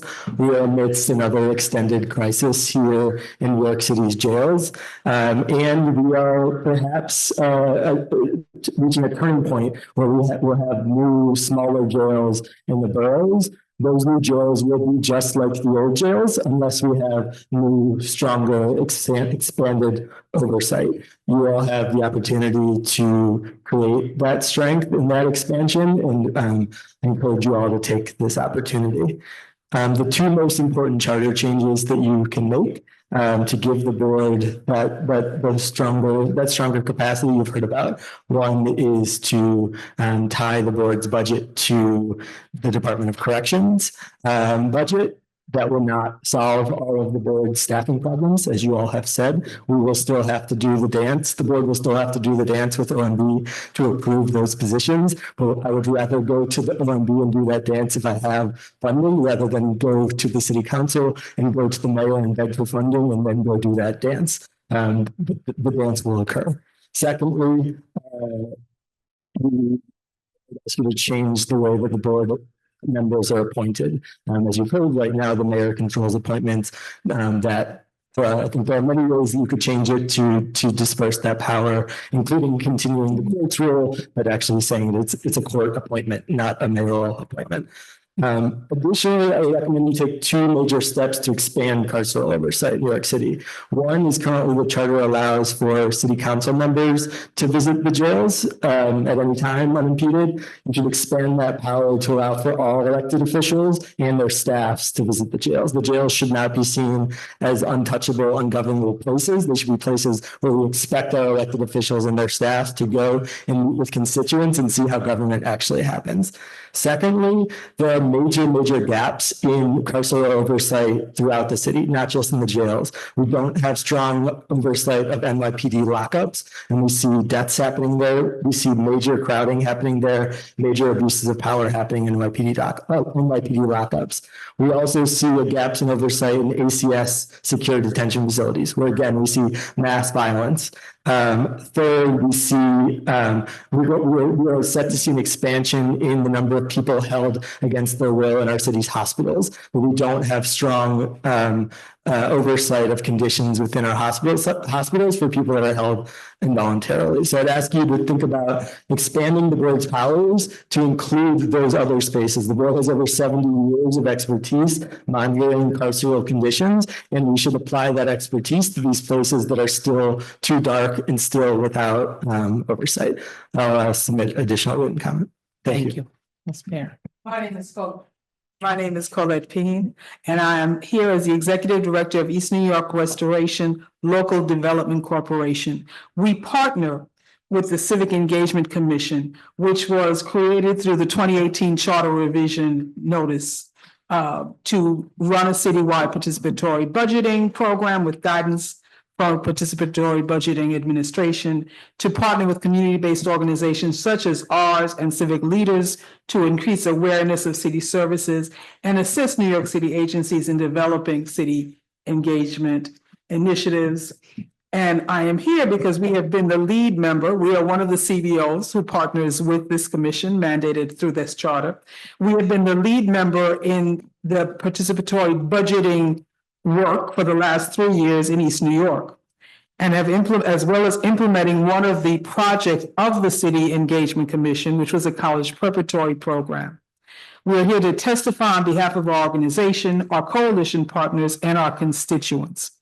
What the Civic Engagement Coalition funding has allowed us to do is to bring our community of East New York more involvement in the processes of city government, to have them know more about where the money goes.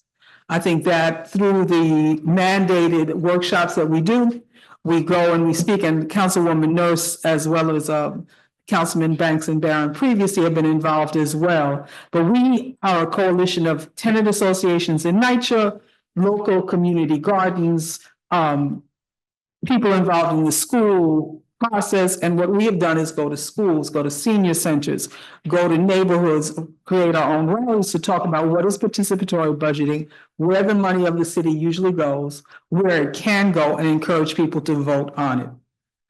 It has allowed us to get our community to identify what our community needs and how to mobilize community members to participate in civic engagement. The funding currently allocated, which is why we are here, is insufficient to run a true citywide PB process. And the decision of what to invest in something that's mandated in the latest charter shouldn't be this year, yes, that year, no, or cut it here, cut it now. It's dependent on each administration that sits in City Hall, which creates a high degree of instability for the process for the Civic Engagement Commission, but for us as community-based partners already challenged by many other issues, it is also stressful. The instability, which you've heard over and over, is unacceptable for a process that was proven success, both in the city council, in schools, as part of the MAP program, and of course, citywide as the People's Money Campaign. I'm going to answer the question of why we're asking not for 1%, but 0.1% before you ask it. The amount is 112 million, and it is more than for the staff of the commission. It is also given to community partners. That is across the city in different neighborhoods, especially those neighborhoods designated as being particularly stressed. That's where the grants to do this collaboration comes from.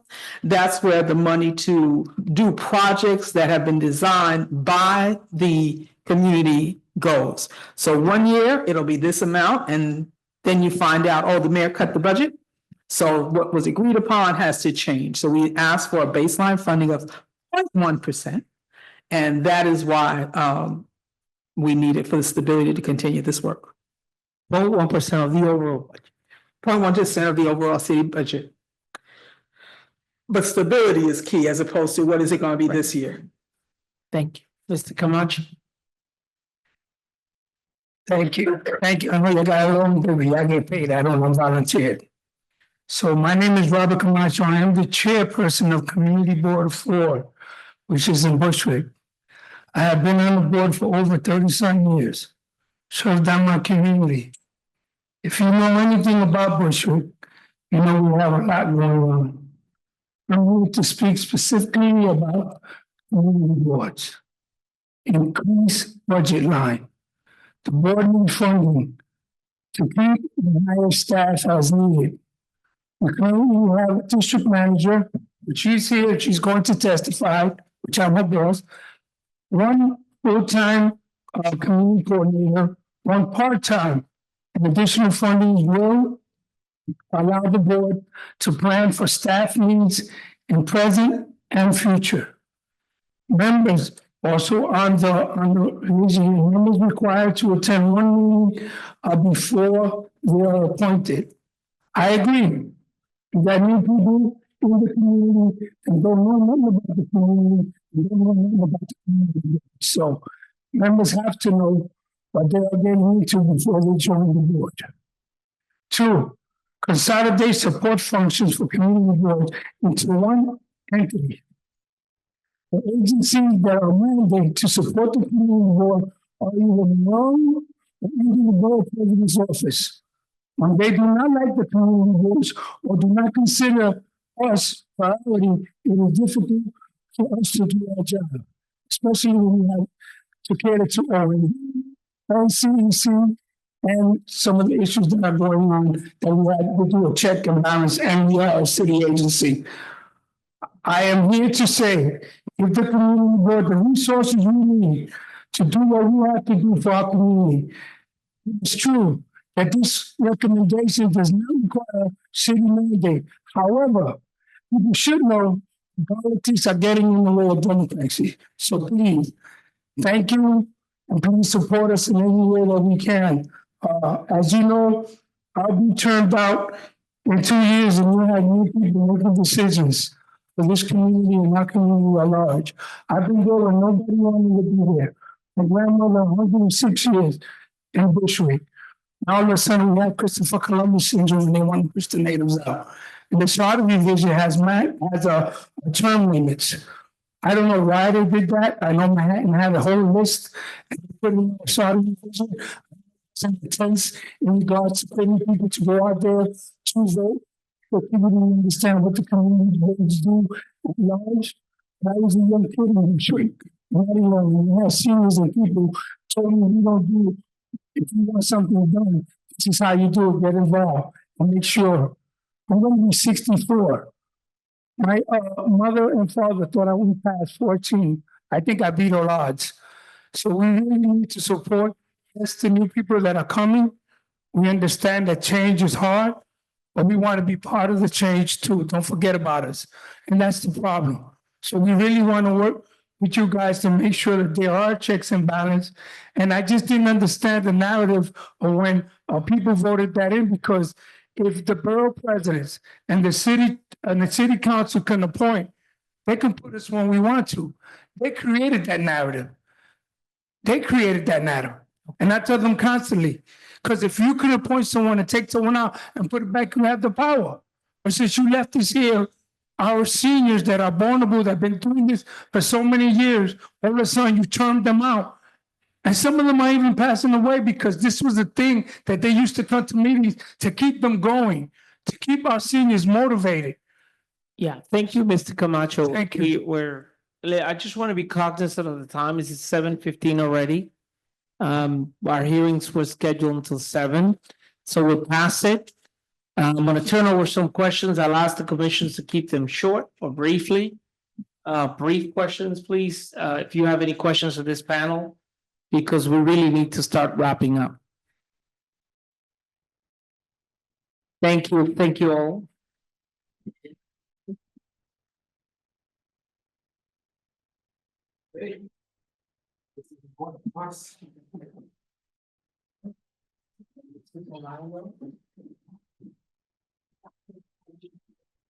Okay.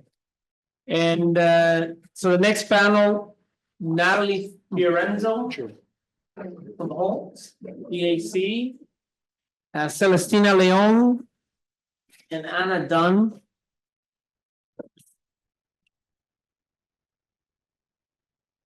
Natalie, you would like to start, please? Could you speak in the microphone, please? Yeah. Sorry, didn't realize it came up. Hi, everybody. Good evening. My name is Natalie Fiorenzo. Thank you so much for holding this meeting tonight. I'm here as a member of the Jails Action Coalition, as well as the Halt Solitary campaign. I'm an advocate for incarcerated New Yorkers. I work at a public defense office in Manhattan, and I'm also a constituent of Brookyln. When I first heard that the New York City Charter was up for review, I was surprised and really excited. As I've grown just as a human being in the world and learned more about everything around me, I've realized that one of the biggest setbacks in our country, in my opinion, is the fact that we have the oldest active constitution in the world. It's no wonder that the rules that guide our everyday lives feel very antiquated. It's because they were written 250 years ago. This is obviously not a meeting about changing the US Constitution, but it is about changing what is effectively our New York City Constitution at a time when our rights, specifically the rights of the most vulnerable, are being thrown out the window. And when headlines leave us with a new way to panic every single morning, I hope this new charter that you all helped to create can shine as a beacon of hope and of acceptance, and a stand against bigotry and dictatorship. That's why this committee has to dedicate itself tirelessly to taking this opportunity to enshrine and reinforce human rights for New Yorkers. I work with incarcerated New Yorkers at my job every single day and have for the past 5 years. I've worked with clients who have died in correction facilities, both in the city and in the state. And that's as a direct result of the inhumane and deeply unsafe conditions on Rikers Island. I also work with clients who maybe have not passed, but now have irreparable physical or emotional damage that they're going to be living with for the rest of their lives due to their treatment in custody. If there's one lesson I've learned since I started this position, it's that DOC operates lawlessly. They truly could not care less what they're supposed to do. They do what they want to do. And there's only one oversight body that has control over that, and that's the Board of Correction, which you've all heard so much about tonight. Unfortunately, the board does not have any real ability to prevent or stop DOC from violating its minimum standards, which outline humane treatment and basic rights in the jails. Ignoring these minimum standards are exactly how 38 people in custody have died in the time since our current mayor took office. What would make the Board of Correction more effective and genuinely save lives are the recommendations that you've heard so much tonight, so I won't repeat them, but I will just speak a bit to two. Number one, the budget. There are over 7,000 people on Rikers Island right now. That number is going up and up every single day due to the current climate. At our office, we represent 200 to 300, give or take, at any moment. And I put in complaints to the BOC every single day, like horrific complaints about treatment, about people being left in their cells for days without methadone, without medication, without meals. And when I checked back in on them a week later, did someone come to talk to you from the board? I told them to check in on you. No, they do not have the manpower to look after the 7,000 people whose lives are literally at risk every single day. So they need that budget so that they can have more people to do that work.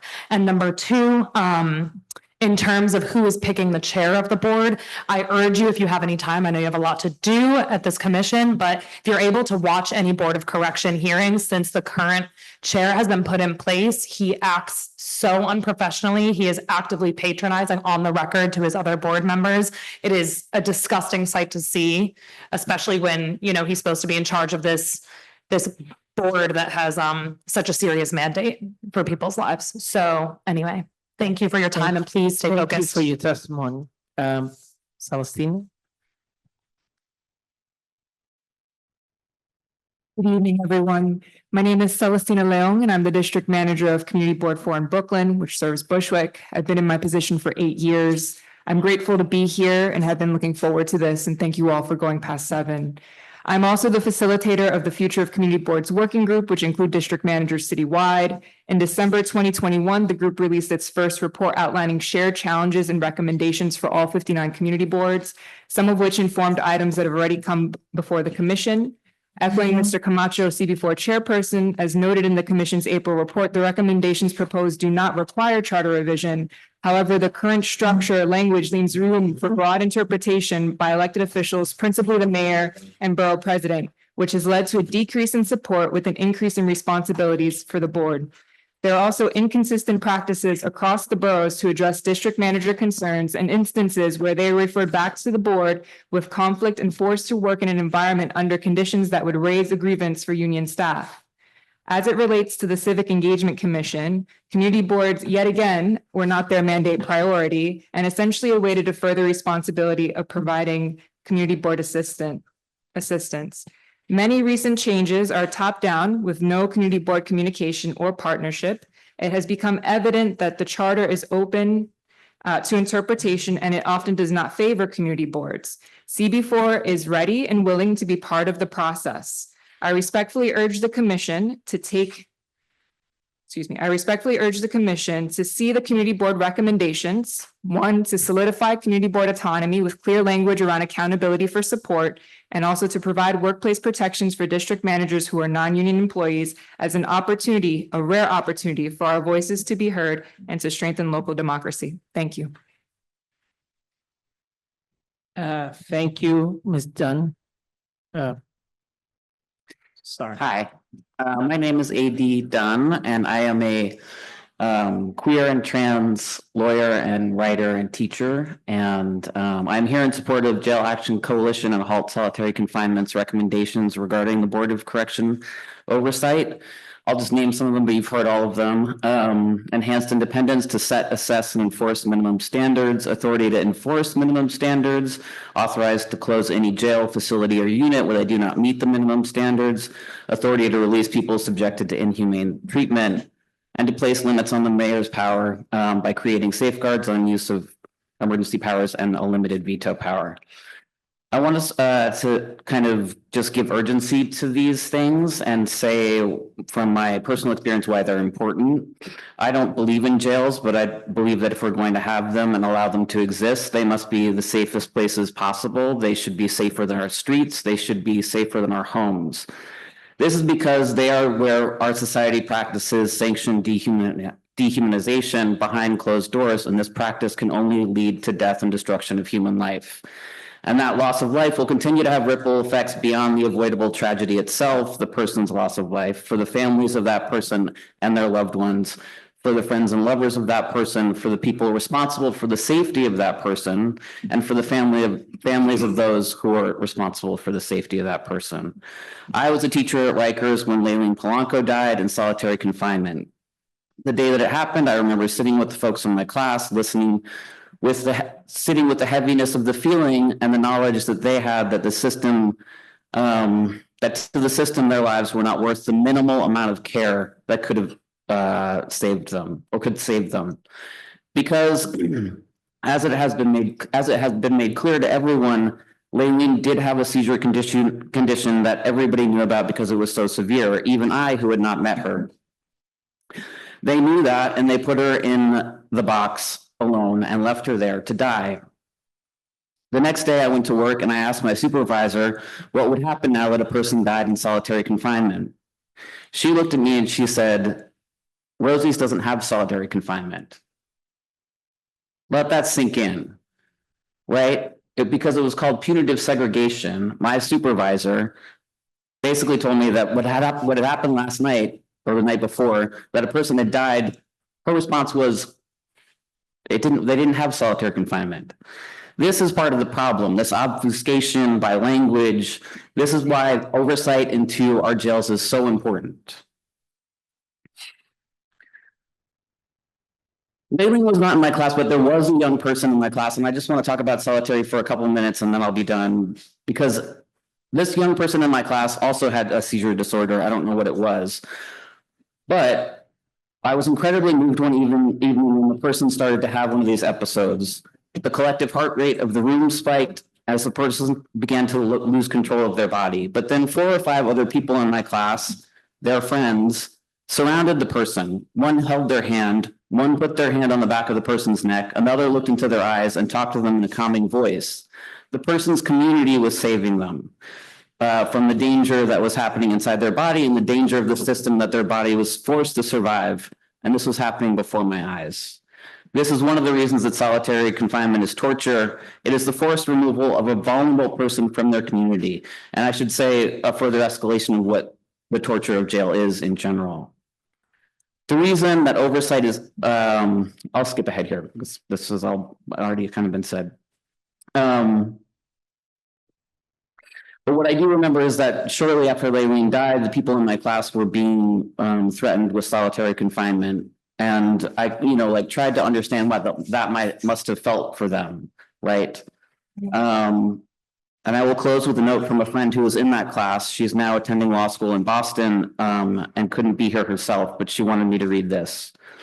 My experience in solitary confinement was nothing nice. As a human first and as a Black trans woman second, the treatment I received in solitary confinement was inhumane. I was chained to a table with no food to eat. I was called out from my gender, not because of my appearance, but because officers were just being rude. And when I replied back, I was sent to solitary confinement. I even witnessed a dorm mate, Laylene, who never returned from solitary confinement. She died alone in a cold cell due to Doc's negligence. Did I mention she was trans? Not that it should matter, because she was a human first, right? It's unfortunate that those same officers who walk in from the outside world can so quickly forget that. Thank you. Thank you. Thank you. Thank you for your testimony. I'm gonna have to leave. Unfortunately, I have another commitment that I have to, but I understand that other people who are going to be testifying. So if there are questions for. Quick question. Yep, go ahead. Thank you all. This is for the 2 individuals who spoke about BOC. I've spent quite a bit of time on records myself. There's a volume problem with the BOC. They just can't be everywhere. You both sort of alluded to, so one of the things we will consider is budget and more people, but when you speak about more teeth for enforcing the minimum standards, do you have any specific ideas there? And I also wonder about, are there any opportunities for technology to be deployed to help with monitoring within Rikers or within other, when Rikers goes away, other jails in the city? I think that there were a couple of things that I think you may have mentioned and other people mentioned earlier, in terms of besides budget that can help to strengthen the teeth a little bit. And that's mostly the ability to actually shut things down when they're running illegally. So I'll give you like a very quick example of something that just happened. DOC just opened another new solitary with a different name, I think on February 7th or something. So far, every one of my clients that has gone there basically tries anything and everything to get out of that unit because it is so unsafe. So they're sending themselves back to the other solitary to get out of the worst solitary. The point is, it goes against every single minimum standard the BOC has set. Access to religion. They did not have access to religion during the month of Ramadan. They were barely getting their meals. They're supposed to be locked out at 10 a.m., but they're getting locked out late. So none of them have access to razors because they only come once a day. A bunch of stuff like that. Some more serious, some a little bit more, razors, obviously serious. I don't need to go on. All to say, the BOC can't do anything really about that. They can maybe issue a statement, maybe say like, you're violating our orders, but they cannot say, shut this down. They don't have that kind of power. And that would make a huge difference because then maybe DOC wouldn't be able to get away with it. But if they, so you're saying like in the moment, an ability to shut something down? Yeah, to say you need to close this new unit that you pulled out of nowhere and put them back in general population. This is inherently dangerous and people are already getting hurt. Sorry. Can I ask? What was the second piece? Technology? Are you talking like? Can you say more about what you're intending? Thinking about the panopticon effect. And if you can have, it's well understood by correction officers that they're largely out of sight. So would having additional, and I don't know what's currently in there, but would having, video monitoring or other devices to monitor be something that you think would be worthwhile considering, or other, just other ways other than just staff? I think in my analysis, that would end up harming incarcerated people more. It would be more surveillance. It would be more, it would be like stripping more of their rights away from them. Even if we intended for it to, kind of the way that body worn cameras can sometimes have a negative impact on a situation for the person who's being abused by the police, because it can be manipulated in such a way that the state can use it to say, look, that looks like a crime, right? But so I would be. Perhaps it would be good if also sometimes in incarcerated individuals, and there are breaking rules, are doing things they aren't supposed to do, that leads to a reaction. I'm not saying that's always the case, but I mean, I think what's the problem with having that? I don't want to derail this too much. So I was curious if there was a general reaction to beyond I staff. can very quickly say that the BOC has unfettered access to all of the surveillance in the jail, so they can see the video at any time. But on the terms of technology, maybe this is literally me just like thinking out of my head, but like tablet, like something that would just make it quicker to like talk to people, get their reports, maybe put it, like write it down. DOC lives in the Stone Age. Everything is done on paper and it takes forever for any, like they can't even tell you where someone is at any given time because there's no like computer system. So obviously with thoughtfully created procedures to keep information safe, in like the tech age we live in now, but any sort of way to streamline like reporting and accessing clients and stuff like that, I think would be helpful. Thank you. I want to thank the members of the panel for your presentations. I appreciate it. Once again, I'm Arthur Rice, and I'm going to take over chairing of the final panel. I want to bring to the stage Emily Mills, Christopher Johnson, and Joshua Franklin. I want to once again thank the commissioners for staying overtime for this conversation. Thank all the people who have come out to Brookyln or come down the road or up the street in order to have this conversation. And I want to assure those folks who are doing this presentation right now that your comments will be shared with the rest of the commission. So please do not feel that that your remarks are falling on deaf ears. So thank you so much. And Emily, if you want to begin. Thank you. Good evening. My name is Emily Mills. I'm a resident of Brookyln with a master's degree in climate science and communications from Columbia University. I work as a resilience planner for communities across the country, and now more than ever, I am compelled to request resourcing for climate change, mitigation, adaptation, and environmental justice be incorporated into the charter. Extreme heat, sea level rise, increasingly severe storms, and heavy cloudburst precipitation put people and infrastructure at risk across the city. By 2050, these hazards are projected to worsen, with sea levels rising to 2.5 feet. The number of heat waves doubling, and twice as many 100-year storms like Hurricane Sandy. The city also committed to reducing greenhouse gas emissions by 80% by 2050. The impacts of climate change have become increasingly alarming over the past 10 years that I have lived here.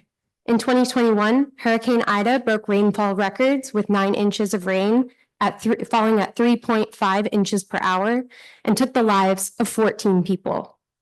This happened the night before I began my graduate program in climate science, and many students and professors were not able to attend orientation due to flooded subways. In 2023, smoke from Canadian wildfires enveloped the city and shot the air quality index up to 342, a level considered hazardous for all residents. In September of the same year, a rainstorm caused flash flooding in my neighborhood of Gowanus. 9.8 inches of rain rushed downhill in Park Slope, pooling on 3rd and 4th Avenues and damaging homes and businesses. The construction site across the street from me flooded with enough water that when a worker tried to recover a submerged truck, they struggled to keep their head above the water.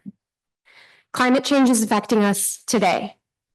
The New York City Charter establishes multiple entities and initiatives that work to adapt to climate change, such as the Office of Long-Term Planning and Sustainability, as well as the Green Building Standards.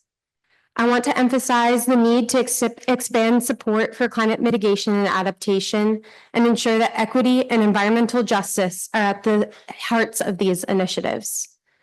I would like to request continued resources for safe and connected bike lanes, resilient stormwater infrastructure, compost infrastructure, and food waste reduction, increased tree canopy and green space, green jobs, support for socially vulnerable communities, and intentional community collaboration on climate resilience. Together, we must ensure resilience is captured in the Charter to promote a safe future for the city. Thank you. Thank you. Hello, yeah, good afternoon. My name is Christopher Leon Johnson. Thank you for the board for staying past 7 o'clock. I thought they're gonna be like, they cut it at 7 o'clock. So I appreciate you all for staying here after this time to hear what we got to say. We really appreciate it. All right, so first off, I'm calling on this commission with the help of the other commission to not only make the city council chair of the criminal justice committee, the chair of the Public Safety Committee, ex officio members of the Board of Corrections, non-voting members of the Board of Corrections. I'm not saying that they should be able to vote, but they should have non-voting capacity at the same time, be able to sit on the board of the Board of Corrections. I am calling on the city charter to amend the police protection statures when it comes to the Speaker of the City Council and the mayor and the comptroller and the public advocate to add give security details to members of the City Council that is a chair of a committee, and make it a mandate that the chairs of the Public Safety Committee, the Transportation Committee, the Criminal Justice Committee, and the Environmental Protection Committee have a security detail. I am calling on this commission to allocate at least $250,000 into an independent investigation to the sexual assault of Councilmember Sandy Nurse that occurred in the corrections, the Rikers Island. I want to know why nobody has followed up on that horrific situation. Like I said, no, you can like Councilman Nurse, don't have to like her, but that shouldn't be happening. I am calling on this commission to amend it to give security protection to any council member that is a victim of a crime. And a victim of a crime don't have to be meaning a physical assault. That can mean a threat. That can mean a horrific email. Someone barges in the office. If a council member get a threat, they should get police protection. It shouldn't be where only the speaker and the public advocate and the controller and the mayor get security detail. These council members, remember, they are elected officials. They have a power with the budget. They have a power with that pen. There's people out there that don't like them, that is on Twitter, that are really nasty people. And this needs to be rectified. I think that the city charter needs to be amended to where that council members that request a security detail, request a NYP security detail, should get one. And like I said, from that situation with Sunny Nurse, she should easily have one. If I was in the city council right now, I would have put a bill and I would have advocated the police commissioner and the mayor to give Councilman St. Nurse a security detail. She's a victim of sexual assault. At the same time, this case has never been solved. I never saw this in my life where a person in that disposition of power, like Councilman City Nurse, who been sexually assaulted and nothing never happened, no follow-up, nothing at all. This lady should get police protection for the rest of her life to be exact, because she's like, this person's gonna come out. You never know what this person is. He might be a stalker, he might be crazy upstairs. You never know what he's gonna do next. You never know he's going to blame her for his downfalls in his life, and he might try to retaliate. So like I said, I'm calling on the city charter to be amended to where council members get security protection. They should call the Sandy Nurse Protection Act of 2026 in this charter, because this should be in honor of Councilman Sandy Nurse. This should be in honor of Councilman Sandy. I'm sorry I'm going so long, but thank you. And thank you. Sorry. We have Joshua Franklin, who is on Zoom. Okay, thank you. Good afternoon or good evening to the commission. Thank you all for staying late to accommodate all of the speakers this evening. I'll make my comments as brief as possible, and I hope and welcome questions. First and foremost, with respect to rent stabilization board, I believe that that should also be added to the current city charter. Currently, it's not in the current city charter and acts solely as a matter of mayoral discretion. Additionally, the panel of educational policy is not enumerated in the New York City charter, which can create expanded powers for the mayor at this current time. With respect to the mayor and its veto power, currently I do recognize that with respect to advice and consent, that any nomination that is not challenged by city council or goes beyond 30 days is then deemed confirmed. I do believe that the opportunity for a notice and hearing by city council in conjunction with the mayor should be enumerated in the city charter. Additionally, to the extent that there are any laws that the mayor vetoes that have specific right to citizen civil liberties should also be under advice and consent. I know that we had a fair amount of information or testimony about this today. Next, with respect to some of the legal matters of the city, specifically, as I stated, any agency with respect to any civil liberties should be have advice and consent powers added to them. And specifically with respect to the corporate counsel, that the mayor's ability to transfer or assign attorneys should be grossly limited to ensure that the law department does represent the interests of all of the city and its members. Lastly, with respect to any updated sections of the charter, I hope that the commission would support expanding the charter to further support community boards and potentially increase their periodic reports from being yearly to potentially quarterly to ensure that individuals that may not be involved in monthly civic engagement at least are providing quarterly and not annual reports directly from the community boards. And secondly, that the city charter should also support increased transparency and innovation within both the city charter and amongst the community boards. As I recognize, as innovation and transparency is a very big part of our city as we have modernized, transparency is only written in the city charter once, the term innovation is only written in the city charter once. However, the term transparency is not in the city charter at all.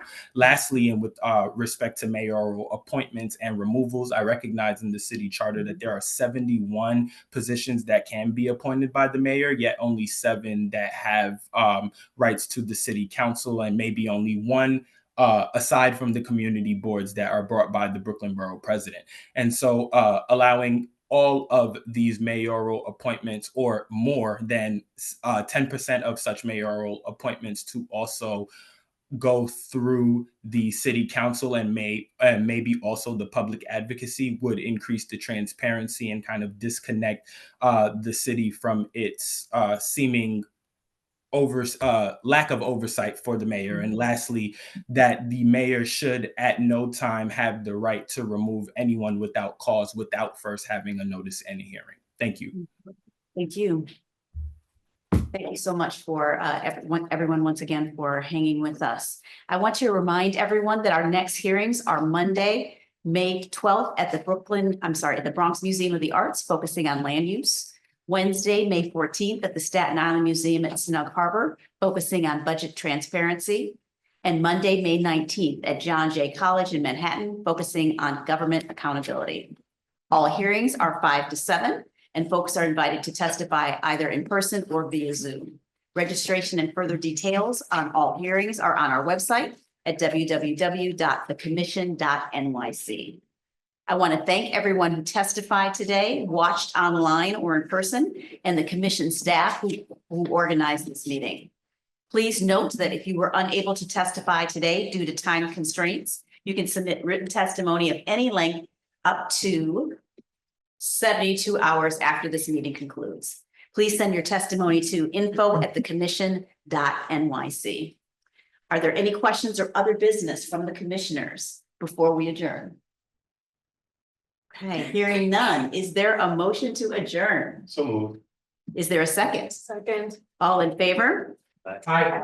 Any opposed? The motion passes. We are adjourned. Thank you so much, everybody.